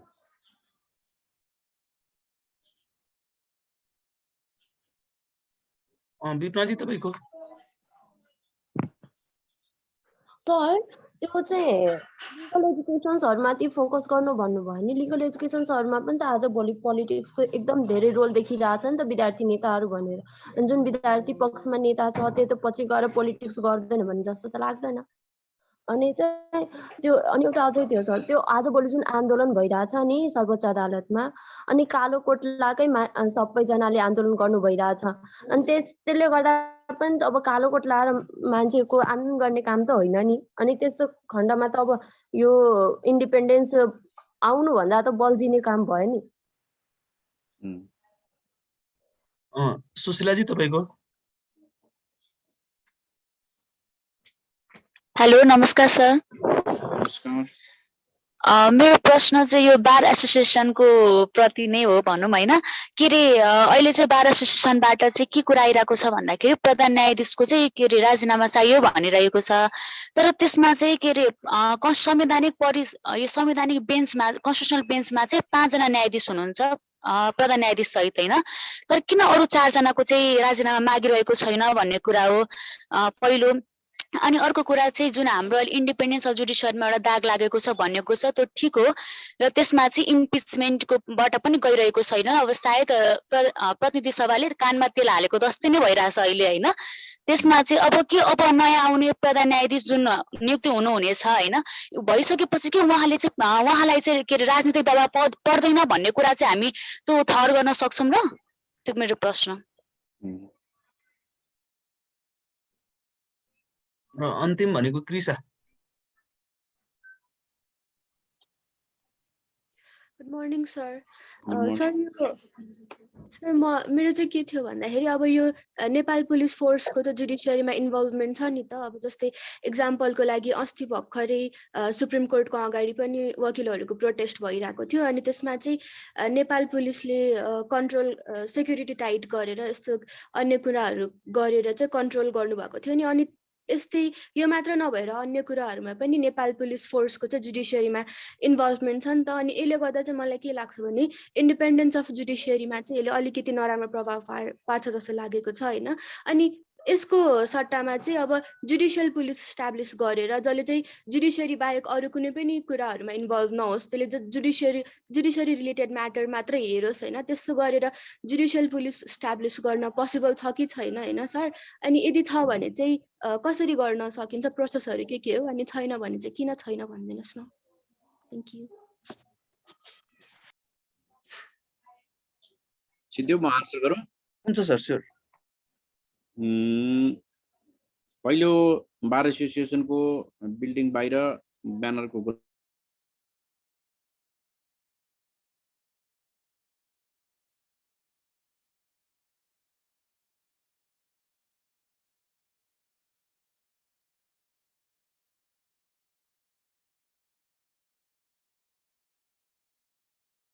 के अरे अन्य राजनीतिक दलहरूलाई संसद दलको कार्यालयमा नि बुझाएको छ त्यही बेसिसमा सायद मलाई लाग्छ उसले त्यहाँ ब्यानर राखेको छ यद्यपि कि अब तपाईँले भने जस्तै त्यस्तो शब्द प्रयोग नगरे भए पनि हुन्थ्यो सिम्पल राजीनामा मागेको भए पनि हुन्थ्यो जस्तो लाग्छ मलाई। कहिलेकाहीँ हामी अलिकति बौद्धिक वर्ग भन्छौँ सचेत वर्ग भन्छौँ कहिलेकाहीँ हाम्रो भाषाहरू पनि बौद्धिक खालको सचेत खालको हुनुपर्छ जस्तो लाग्छ मलाई। म तपाईँसँग डिसएग्री गर्दैन त्यो विषयमा। अहिलेको आन्दोलन 3/28 को फैसलाको बाई प्रोडक्ट हो कि भन्ने खालको प्रश्न गर्नु भएको छ। मलाई लाग्छ त्यो होइन किन भन्दाखेरि भने यो 3/28 भन्दा मैले अघि नै तपाईँलाई ब्याकग्राउन्डमा जोडेको थिएँ 77 सालको साउनबाटै यो न्यायपालिका शुद्धिकरणको अभियान चलेको हो। त्यसको आधारमा कार्की समिति र अर्को समिति गठन भएको थियो अटोमेसनको लागि र त्यसले दिएको प्रतिवेदन कार्यान्वयन गर्नको लागि भन्दै आएर खालि 3/28 को फैसलाको सेरोफेरोमा त्यो प्रतिवेदनहरू आयो र त्यसपछि गएर यो आन्दोलन भएको हुनाले हामी त्यतातर्फ जोड्न पनि खोज्या हो। मलाई लाग्छ यो 3/28 को फैसलासँग यो विषय कहीँ पनि जोडिँदैन त्यसले गर्दा यो बाई प्रोडक्ट होइन। स्थानीय तहको निर्वाचन सार्ने कुरा अब आजको प्रस्तुतिमा थिएन त्यो क्रस कटिङमा तपाईँले उठाउनु भयो। मलाई लाग्छ जेठ 5 पछि 2079 सालको जेठ 5 गतेपछि नेपालको स्थानीय तहका पदाधिकारीहरू पदमुक्त हुन्छन्। हामीले स्थानीय तहलाई खाली नहोस् यो निरन्तरतामा जाओस् भन्ने उद्देश्यका साथ संविधानको धारा 216 मा 215 मा प्रष्ट पद किटानी गर्यौं र त्यसका लागि चाहिँ निर्वाचन ऐनले 2 महिना अगाडि निर्वाचन गर्ने कुरा गर्यो। अर्थात् त्यो भनेको चाहिँ जेठ 5 मा खाली हुन्छ भने चैत 5 बाट निर्वाचनको प्रक्रिया सुरु गर भनेको हुनाले मलाई लाग्छ यसमा दुविधा गर्नुपर्ने अथवा राजनीतिक दलले अथवा पार्टीले सरकारले निर्वाचन सार्नुपर्ने अथवा सार्नु पर्नको कुनै कारण देख्दिनँ मैले। संविधान त कानुन त गर्न सकेन भने जेठ 5 पछि चाहिँ ती पदाधिकारीको पद खाली हुन्छ, स्थानीय तह पदाधिकारी विहीन हुन्छ। संविधानको अनुसूची 8-9 बमोजिमका जुन स्थानीय तहको अधिकारहरू छ त्यसको प्रयोगमा अवरोध आउँछ। किन भन्दाखेरि भने त्यो पदाधिकारीले प्रयोग गर्ने हो, कर्मचारीले कार्यकारीले प्रयोग गर्न सक्दैन। त्यसले गर्दाखेरि त्यो कुरामा सचेत हुनु जरुरी छ। त्यसले गर्दाखेरि पिरियोडिकल इलेक्सनले लोकतन्त्रलाई मजबुत बनाउने हो। त्यो इलेक्सन तपाईँ समयमै गर्दै जाँदाखेरिको अवस्थामा ठिक हुन्छ, समयमा गरिएन भने त्यसका परिणामहरू चाहिँ राम्रो कतै पनि आउँदैन भन्ने कुरा मेरो आफ्नो व्यक्तिगत धारणा हो। विधानबाट आइडियोलोजी झिक्ने कुरा छ, यो अलिकति तपाईँले त्यो राप्रपाको भन्न खोज्नु भयो होला जस्तो लाग्छ मलाई। केही विषयहरू थिए, उसले पोलिटिकल एजेन्डा बजार लैजानु खोजेको थियो, तपाईँको त्यहाँ चाहिँ झिकिएको अवस्था छ। मलाई लाग्छ त्यो एकदमै पोलिटिकल डिबेटमा भएको हुनाले यसलाई अहिले हामी कानुन र संविधानको फेरिफेरिमा नहेरौँ। मैले यति मात्रै भने यसमा इन्डिपेन्डेन्ट जुडिसियरीलाई इन्डिपेन्डेन्ट नहुन दिनको लागि मिडियाको रोल भन्नुभएको छ एकजना साथीले। यो विषय मैले सुरुमै उठाएको थिएँ। मिडियाको नेपालमा अहिलेसम्म जुडिसियरीको उसमा चाहिँ नेगेटिभै रोल छ जस्तो लाग्छ मलाई। यसले पोजिटिभ रोल खेलेको छैन। यसले जुडिसियरीको राम्रो कामको भन्दा पनि उसले आफ्नो एउटा मिसनलाई बनाउँछ र त्यसभित्र जुडिसियरीका कुराहरूलाई अगाडि बढाउने गरेको छ। त्यसले गर्दाखेरि मिडियाको भूमिका नेपालमा जुडिसियरीको लाई जवाबदेही बनाउनु, कहिलेकाहीँ स्वच्छ र तपाईँको स्वस्थ टिप्पणीले जुडिसियरीलाई एकाउन्टेबल बनाउँछ मिडियाका रिपोर्टिङले, तर नेपालमा अहिले त्यो भइरहेको छैन। त्यो दुर्भाग्य छ। त्यसले गर्दा इन्डिपेन्डेन्ट जुडिसियरीको नहुनु पछाडिको एउटा बाध्यात्मक अवस्था, एउटा कारणको रूपमा चाहिँ नेपालको मिडिया पनि रहेकोमा विवाद छैन। जहाँसम्म विद्यार्थी ल एजुकेसनको कुरा गर्नुभयो, त्यहाँ विद्यार्थी नेता हुन्छन्, तिनै नेता भोलि वकिल हुन्छन्, तिनै नेता न्यायाधीश हुन्छन् भन्ने कुरा गर्नुभएको छ। त्यसले गर्दाखेरि यो आन्दोलनमा पनि कालो कोट लाएर आन्दोलन गरिरहेछन्, त्यसो पनि गर्न पाइँदैन भन्नुभएको छ। स्वाभाविक रूपमा कुनै पनि मान्छे नेपालमा 2 करोड 91 लाख मान्छे कोही पनि सिद्धान्तविहीन छैनन्। अपवाद बाहेक सबै कुनै न कुनै सिद्धान्तमा कुनै राजनीतिक दलसँग कुनै सङ्घ संस्थासँग जोडिएका छन्। प्रश्न यति मात्रै हो कि त्यो राजनीति लगाएको, राजनीतिसँग जोडिएको मान्छे, त्यो आस्था राख्ने मान्छे पदमा गइसकेपछि ऊ पोलिटिकल हुन्छ या प्रोफेसनल हुन्छ। त्यसैका लागि त त्यो नियुक्ति गर्ने ठाउँले त्यो व्यक्तिको निष्ठाको बारेमा, त्यो व्यक्तिको अडानको बारेमा, त्यो व्यक्तिको ज्ञानको बारेमा, त्यो व्यक्तिको क्षमताको बारेमा परीक्षण गरेर त्यो व्यक्तिलाई त्यहाँ नियुक्त गर्छ भनेका कारणले त्यो नियुक्ति गर्ने ठाउँमा संयन्त्र बनाइएको, चाहे त्यो प्रधान न्यायाधीशको अध्यक्षतामा बनेको होस् या प्रधानमन्त्रीको अध्यक्षतामा बनेको होस्। त्यसले गर्दाखेरि त्यो व्यक्तिको त्यो पदप्रतिको, व्यवसायप्रतिको निष्ठालाई हेरेर गर्ने हो। विगतमा उसले राजनीति गरिरहेको थियो, विगतमा ऊ राजनीतिक दलसँग जोडिएको थियो भन्ने कुरा चाहिँ धेरै महत्त्वपूर्ण हुँदैन। यद्यपि कि सक्रिय राजनीतिमा लागेको मान्छेलाई चाहिँ कुनै पनि त्यस्तो पदमा नियुक्ति गर्नुभन्दा अगाडि उसको केही कुलिङ पिरियड, जस्तै सक्रिय राजनीति उसले छोडेको 5 वर्ष भएको छ, 7 वर्ष भएको छ भने कुलिङ पिरियडलाई हेरेर पनि नियुक्ति गर्ने परम्परा छ। तर नेपालमा चाहिँ खाली कति मात्रै भन्यो भने नियुक्ति हुँदाका बखत ऊ कुनै पनि सक्रिय राजनीतिमा लागेको नहुनु पर्ने भन्ने मात्रै अयोग्यता राख्यो। अब हिजोसम्म झन्डा बोकेर हिँडेको छ, आज नियुक्ति भयो भने चाहिँ नेपालको संविधानले, नेपालको कानुनले चाहिँ उसलाई अयोग्य मान्यो। सायद मलाई लाग्छ तपाईँको यो प्रश्नले त्यो कुलिङ पिरियडको कानुनमा कहीँ न कहीँ व्यवस्था गर्नुपर्ने खाँचोलाई औँल्याएको छ। मलाई लाग्छ त्यो सकारात्मक कुरा हो। त्यसपछि गएर नेपाल बार प्रतिकै एउटा प्रश्न भन्नुभएको छ, राजीनामा चाहियो भनेर माग गरिरहेछ। बाँकी 4 जना न्यायाधीशको राजीनामा किन मागेन? म फेरि त्यहीँ गएँ। 328 को फैसलासँग जोडिएको यो विवाद नभएको हुनाले बाँकीको राजीनामा माग्नुपर्ने अवस्था छैन। र फेरि अहिलेको यो आन्दोलनले अथवा उसले के पनि भनिरहेको छ भने न्यायपालिका सुधारको लागि यो प्रस्थान बिन्दु मात्रै हो। भोलि अन्य न्यायाधीशहरू पनि अनियमिततामा देखेका छन्, कोही दोषी देखेका छन् भने तिनको पनि बहिर्गमन हुनुपर्छ, तिनको पनि सुधार हुनुपर्छ, तिनको बारेमा पनि छानबिन हुनुपर्छ भन्ने खालको प्रश्न चाहिँ रहिरहेको छ। त्यसले गर्दाखेरि यो 4 जनाको राजीनामा किन मागेन भन्ने कुरा मलाई लाग्छ 328 को मुद्दासँग जोड्न खोज्नु भएको छ, त्यो त्यति छैन, मिल्दैन।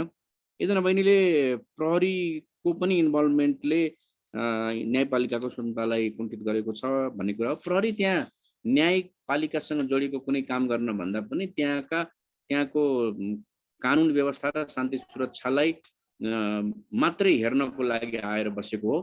बारको अस्तिको आन्दोलनमा अब केही प्रहरीले आफ्नो शान्ति सुरक्षा अथवा उसलाई दिएको दायरा भन्दा अगाडि आन्दोलनकारीहरू अथवा कानुन व्यवसायीहरू जान खोजेको हुनाले त्यो रोक्ने छेक्ने क्रममा केही तपाईको स्कफल भएको केही भिडन्त जस्तो भएको त्यो कारणले गर्दाखेरि देखेको। तर न्यायपालिकाको जुन कोर फङ्सन छ जहाँ इन्डिपेन्डेन्ट जुडिसियरीको कुरा राखिन्छ त्यो कोर फङ्सनमा चाहिँ प्रहरीको कुनै पनि भूमिका नहुने भएको हुनाले न्यायपालिकाको स्वतन्त्रतालाई बचाउन अथवा न्यायपालिकाको स्वतन्त्रता घटाउनको लागि चाहिँ प्रहरीको कुनै भूमिका छैन भन्ने कुरा म निवेदन गर्न चाहन्छु। धन्यवाद।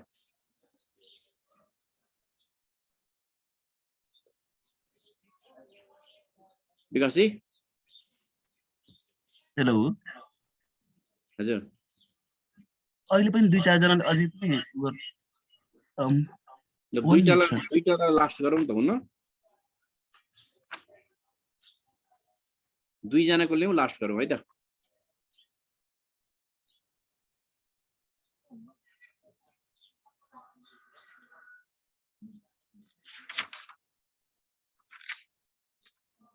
हेलो सर 5 जना हुनुहुन्छ सर। छोटकरीमा सबैको लिदिने कि? हुन्छ त्यसलाई लास्ट गरौँ है त। 5 जनाको लास्ट गरौँ है त। ओके। आस्थाजी, लक्ष्मणजी, त्यसपछि सिमरन अनि विपनाजीले को पालो सकिसक्यो। अनि त्यस पछाडि बाँकी रहेको एकजना हुनुहुन्छ माथि कौशल भाइ हुनुहुन्छ, कौशलजी अनि समृद्धि। 1 बाइ 1 तपाईले अनम्युट गरेर आफ्नो प्रश्न राख्न सक्नुहुन्छ।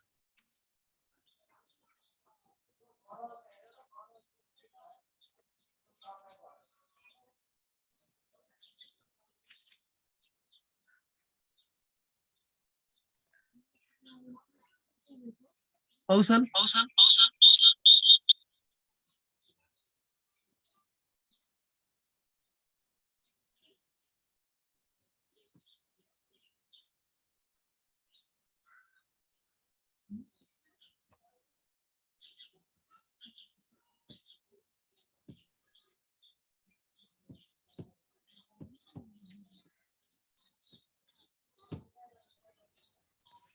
हेलो सर, नमस्ते। नमस्ते। मेरो क्वेसन चाहिँ के छ भने अक्सर मुद्दाहरू जिल्ला अदालत पश्चात उच्च अदालत हुँदै सर्वोच्चसम्म आउँछन् भनेपछि यसको निष्कर्ष हाम्रो जिल्ला अदालत उच्च अदालतहरू चाहिँ असक्षम नै हुन् त भनेर लिन सकिन्छ त? किनकि जिल्ला अदालतले गरेको निष्कर्षहरू चाहिँ किन मान्छेहरूले मान्दैनन् र सर्वोच्चसम्म आइपुग्छन् भन्ने कुरा मेरो क्वेसन हो एउटा। र अर्को क्वेसन चाहिँ अलि नन रिलिभेन्ट छ यो अहिलेको हाम्रो कुरासँग, तर प्रश्न राख्न चाहे। यो संसारमै क्रिप्टो करेन्सी चाहिँ भविष्य हो भनिरहँदा नेपालले चाहिँ क्रिप्टोलाई नै ब्यान गरिरहेको छ। हाम्रो नेपालले चाहिँ 90% इकोनोमी चाहिँ रेमिटेन्सबाट भित्र्याउँछ र यो डलर भित्र्याउने जुन चाहिँ क्रिप्टो करेन्सी छ यसलाई ब्यान गर्नु चाहिँ कतिको इफिसियन्ट छ भन्ने मेरो दोस्रो क्वेसन हो सर। धन्यवाद। लिखित सन्दर्भभन्दा बाहिर आयो प्रश्नहरू। जयप्रकाशजी, लक्ष्मण, सिमरन, समृद्धि 1 बाइ 1 आइआरकीमा भने जस्तै। नमस्ते सर। जुन हजुरले भन्नुभयो 2065 सालको 2068 सालको मुद्दा पेन्डिङमा छ, यो मुद्दा पेन्डिङमा हुनुको कारण के हुन सक्छ? प्रश्न पाइदिनु हुन हार्दिक अनुरोध गर्दछु। अर्को साथीहरूले त भनिसकेका छ, तर पनि अहिले जुन इन्डिपेन्डेन्स अफ जुडिसियरीमा अहिले धेरै अब नराम्रो देखिया छ, धेरै अब पोलिटिसियन त्यसमा इन्टरफियर गर्दैछ, इन्डिपेन्डेन्स छैन, डिपेन्डेन्ट भइरहेछ, करप्सनको पनि कुरा कहिलेकाहीँ सुन्छु। यो यसो किन भइरहेछ, यो पनि यसमा के कारण हुन सक्छ? प्रश्न पारिदिनु हुन हार्दिक अनुरोध गर्दछु। धन्यवाद। आस्था बहिनी तपाईँ।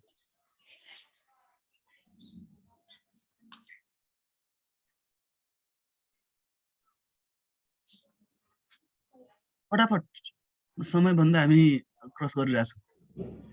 आस्था, लक्ष्मण पाण्डे। नमस्ते सर। नमस्ते। अनि अब यो न्यायपालिकालाई स्वतन्त्र बनाउनको लागि बार एसोसिएसनको भूमिका के खेल्छ त्यो भनिदिनु न सर मलाई अलिकति।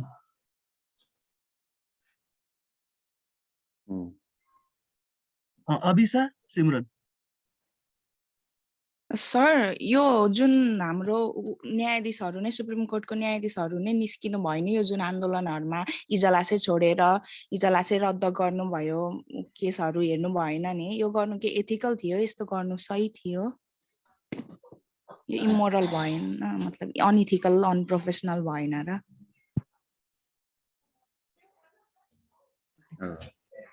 दीक्षा गेवाली अनि त्यसपछि सिमरन महतो अनि सकिन्छ सर मेरो नि क्वेसन भनिहाल्नुस् मेरो चाहिँ थोरै आउट अफ कन्टेक्स्ट छ है अनि यो नेपालको सन्दर्भमा एमसीसी परियोजना पास गर्ने कुरा चलिरहेको छ जुन यो नेपालको सन्दर्भमा ठिक छ छैन होला आजलाई के लाग्छ यो यस्तो विषय अन्य डिस्कोर्समा उठाउने कि भन्ने कुरा हुन्छ थ्यांक यू प्रश्नको निम्ति उपेन्द्र र सिमरन तपाई एकदमै क्विक 10 सेकेन्ड 15 सेकेन्डमा राखिसक्नुस् त सिमरन जी ओके सर मेरो प्रश्न यो छ कि सर हैन सर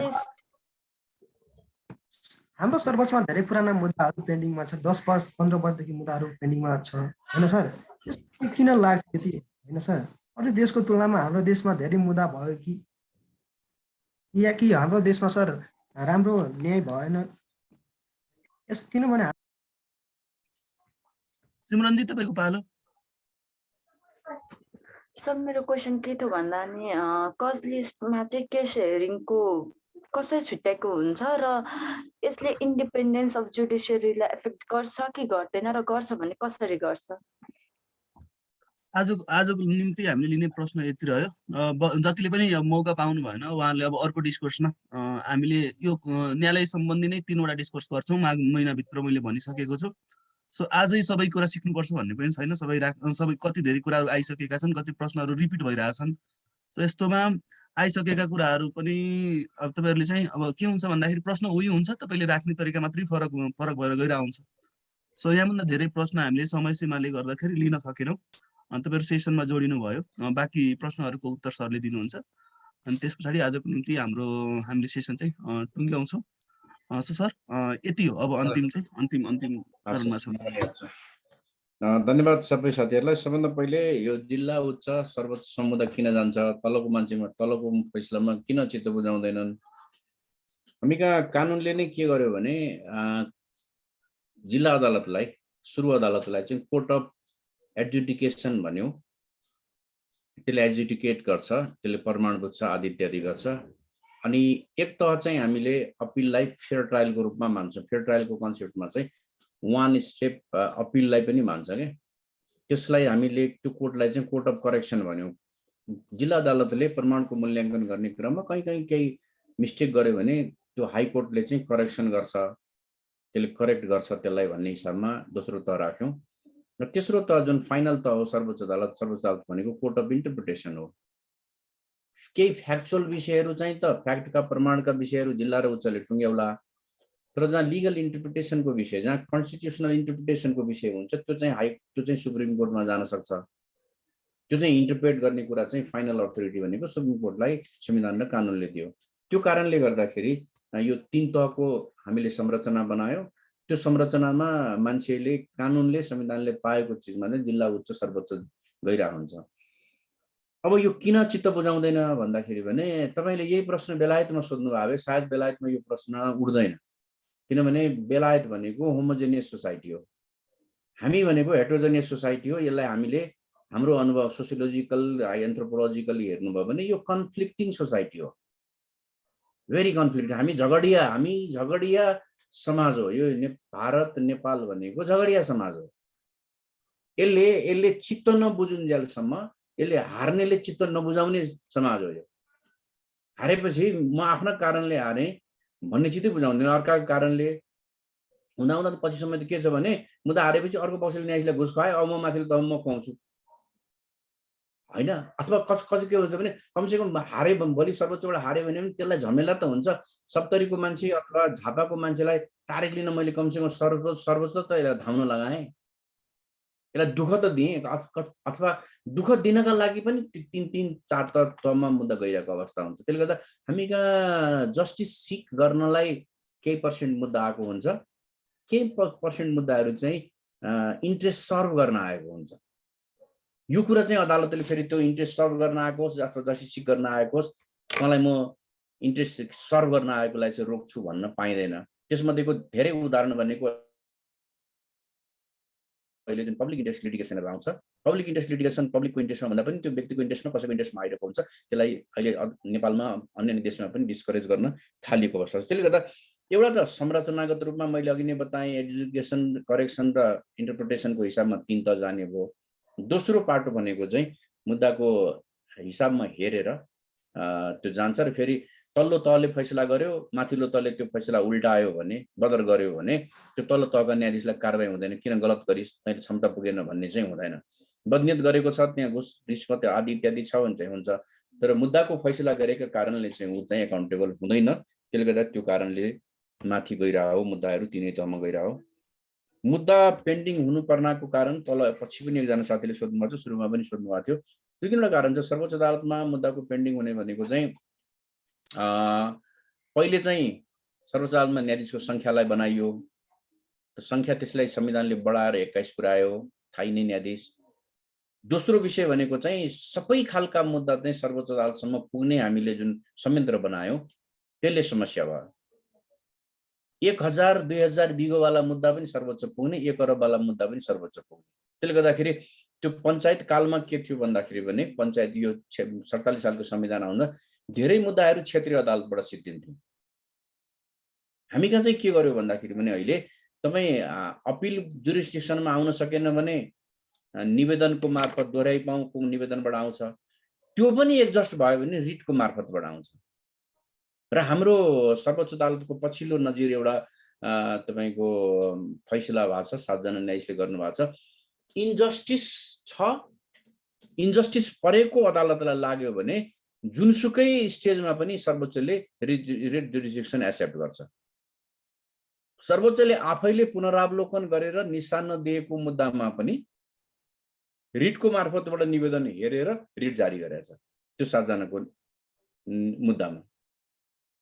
त्यसले गर्दाखेरि हामी कहाँ चाहिँ त्यो इन्जस्टिस छ भने अदालतको ढोका बन्द हुँदैन भन्ने कन्सेप्ट हाम्रो संविधानले, हाम्रो कानुनले, हाम्रो न्यायिक अभ्यासले लिएको हुनाले पनि मुद्दा माथि जाने र त्यो पेन्डिङ हुने र त्यो मुद्दाको ब्याकलग बढ्ने, मुद्दाको सङ्ख्या बढ्ने, अनि न्यायाधीशको इजलासमा बस्ने समय, खाजा खाना उठ्ने समय, अनि तपाईँको फेरि बस्ने समय को पनि हामीले म्यानेजमेन्ट गर्न सकेका छैनौँ। एउटा त्यो कारण छ। दोस्रो त्यो कारण छ। तेस्रो कारण भनेको बहस व्यवस्थापन हो। एउटा वकिलले कति बोल्ने, एउटा मुद्दामा कतिजना वकिल इन्भल्भ हुने भन्दाखेरि हामी कहाँ त्यसको लिमिट छैन। पक्षले 50 जना वकिल राख्यो भने 50 जनाले बोल्ने, एउटै दिनभरि बोल्ने, एउटै कुरो दोहोऱ्याइराख्ने हैन। पक्षले वकिल चुज गर्न पाउने भन्ने संविधानले व्यवस्था गरिदियो। कतिजना छान्ने भन्ने उसको चोइस भयो। अब त्यो वकिलले कति बहस गर्ने भन्ने कुरा चाहिँ लिमिट बन्यो। त्यसले गर्दाखेरि अहिले यो रिफर्मको एजेन्डामा बहस व्यवस्थापनको एजेन्डा पनि छ। जस्तै वरिष्ठ अधिवक्ताले एकजना जुनियर लैजाने, जुनियरले फ्याक्ट ओपन गर्ने, वरिष्ठ अधिवक्ताले लिगल र कन्स्टिट्युसनल मात्रै कुरा गर्ने भन्ने कानुनी व्यवस्था हो। तर कहाँ गर्छ र? बेल पिटिसनमा तपाईलाई बताउँछु, सुप्रिम कोर्टमा बेल पिटिसनमा बहस गर्न जाँदाखेरि जिल्ला अदालतको जसरी बहस गर्नुभएको थियो ओपनिङ सबै 23-0 बाट गरिन्छ। सुप्रिम कोर्ट त मैले अघि नै बताएँ त्यो कोर्ट अफ इन्टरप्रिटेसन हो। तपाईलाई लिगल र कन्स्टिट्युसनल मात्रै कुरा गर्ने हो, फ्याक्ट त्यसले हेर्दैन नि। तर त्यहाँ पनि त्यो फ्याक्ट सुन्छ, न्यायाधीशले पनि सुन्छ, वकिलले पनि गर्छ। यो कारणले गर्दाखेरि के हुन्छ, एउटै मुद्दाले दिन खाइदिन्छ, अन्य मुद्दाको पालो आउँदैन। पालो नआउँदै नआउँदै नआउँदै नआउँदै तपाईँको ब्याकलग बढ्दै जान्छ, मुद्दाको दर्ता त बढ्दै जान्छ। फेरि अहिले सर्वोच्च अदालतले के गरिदियो भने जिल्ला र उच्चमा 1 वर्षभन्दा पुरानो मुद्दा नराख, फैसला गर भनिदिन्छ। तल चाहिँ भटाभट फैसला गर्न लाउँछ, माथि आफू 10 वर्षमा 11 वर्षको मुद्दा हेरेर बसेर नहेरेर बसिरहेको हुन्छ। त्यसले गर्दाखेरि यो व्यवहारगत र कार्यविधिगत दुविधाले पनि हामी कहाँ त्यो अवस्था बढेको हो। अर्को प्रश्न भनेको बारको भूमिका न्यायपालिका सञ्चालनको मेजर हुन्छ। तपाईलाई बताउँ, अमेरिकाको जजेसहरूको आचार संहिता कोड अफ कन्डक्ट अमेरिकन बार एसोसिएसनले बनाएर दिएको हो। अमेरिकन बार एसोसिएसनले बनाएर आफ्नो सम्मेलनमा छलफल गरायो, त्यो लगेर सुप्रिम कोर्टमा बुझायो, पछि सुप्रिम कोर्टको फुल कोर्टले त्यसैलाई आफ्नो कोड अफ कन्डक्ट बनायो।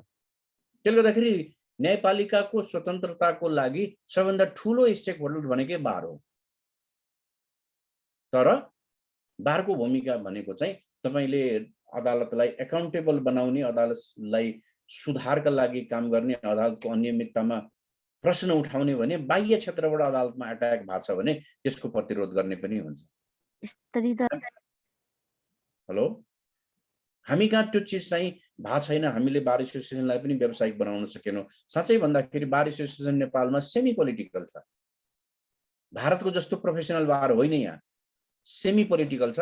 सेमी पोलिटिकल भएको कारणले गर्दाखेरि मान्छेको दबाब चाहिँ बार प्रोफेसनल हुनु पर्यो भनेको छ। तर बारको जुन संरचनामा बारको निर्वाचन हुन्छ, बार जुन संरचनामा फङ्सन गर्छ, इट्स अ क्वाइट तपाईँको सेमी पोलिटिकल। त्यो कारणले पनि यहाँ समस्या देखिएको छ। तर बारको प्रमुख भूमिका हुन्छ न्यायपालिकाको स्वतन्त्रता बचाउनको लागि। सुप्रिम कोर्टको न्यायाधीशले नै इजलास बहिष्कार गर्ने कुरो यो एकदमै डिबेटेबल विषय हो। रेयर अफ द रेयरेस्ट हो। ती न्यायाधीशहरूलाई सोध्नु भयो भने हामीले बहिष्कार गरे होइन, हामी छलफलमा जुटेका कारणले त्यो दिनको मुद्दा हेर्न नभ्याएको हो। हामीले इजलास बहिष्कार गरे होइन। र उनीहरूको कन्सर्न चाहिँ पछिल्लो के थियो भनेखेरि भने चिफ जस्टिसले हाम्रो नाममा कल लिस्ट बेच्नुभयो, मुद्दा हामीले हेर्ने, उहाँले चाहिँ त्यो कल लिस्ट सपिङ गर्नु भएको हुनाले हामीले यो चिफ जस्टिसले तोकेको कल लिस्टमा चाहिँ बस्दैनौँ भन्ने कुराको हामी छलफलमा बसेको हो। छलफलमा बसेका कारणले इजलासमा नबसेको, बहिष्कार गरेको होइन। यद्यपि कि अब त्यो जसुकै जे भने पनि त्यो बहिष्कारै थियो। त्यसमा लुकाउनु पर्ने केही थिएन। उहाँले बहिष्कार गर्नुभयो। लामो समय पछि त पहिले त ह्याबियस कर्पसको निवेदन पनि नहेर्ने भने त्यो पछि ह्याबियस कर्पस हेर्न थाल्नुभयो। सायद मलाई लाग्छ यो नेपालको न्यायपालिकाको इतिहासमा सधैँभरि मान्छेले प्रश्न गरिराख्ने कार्य हो।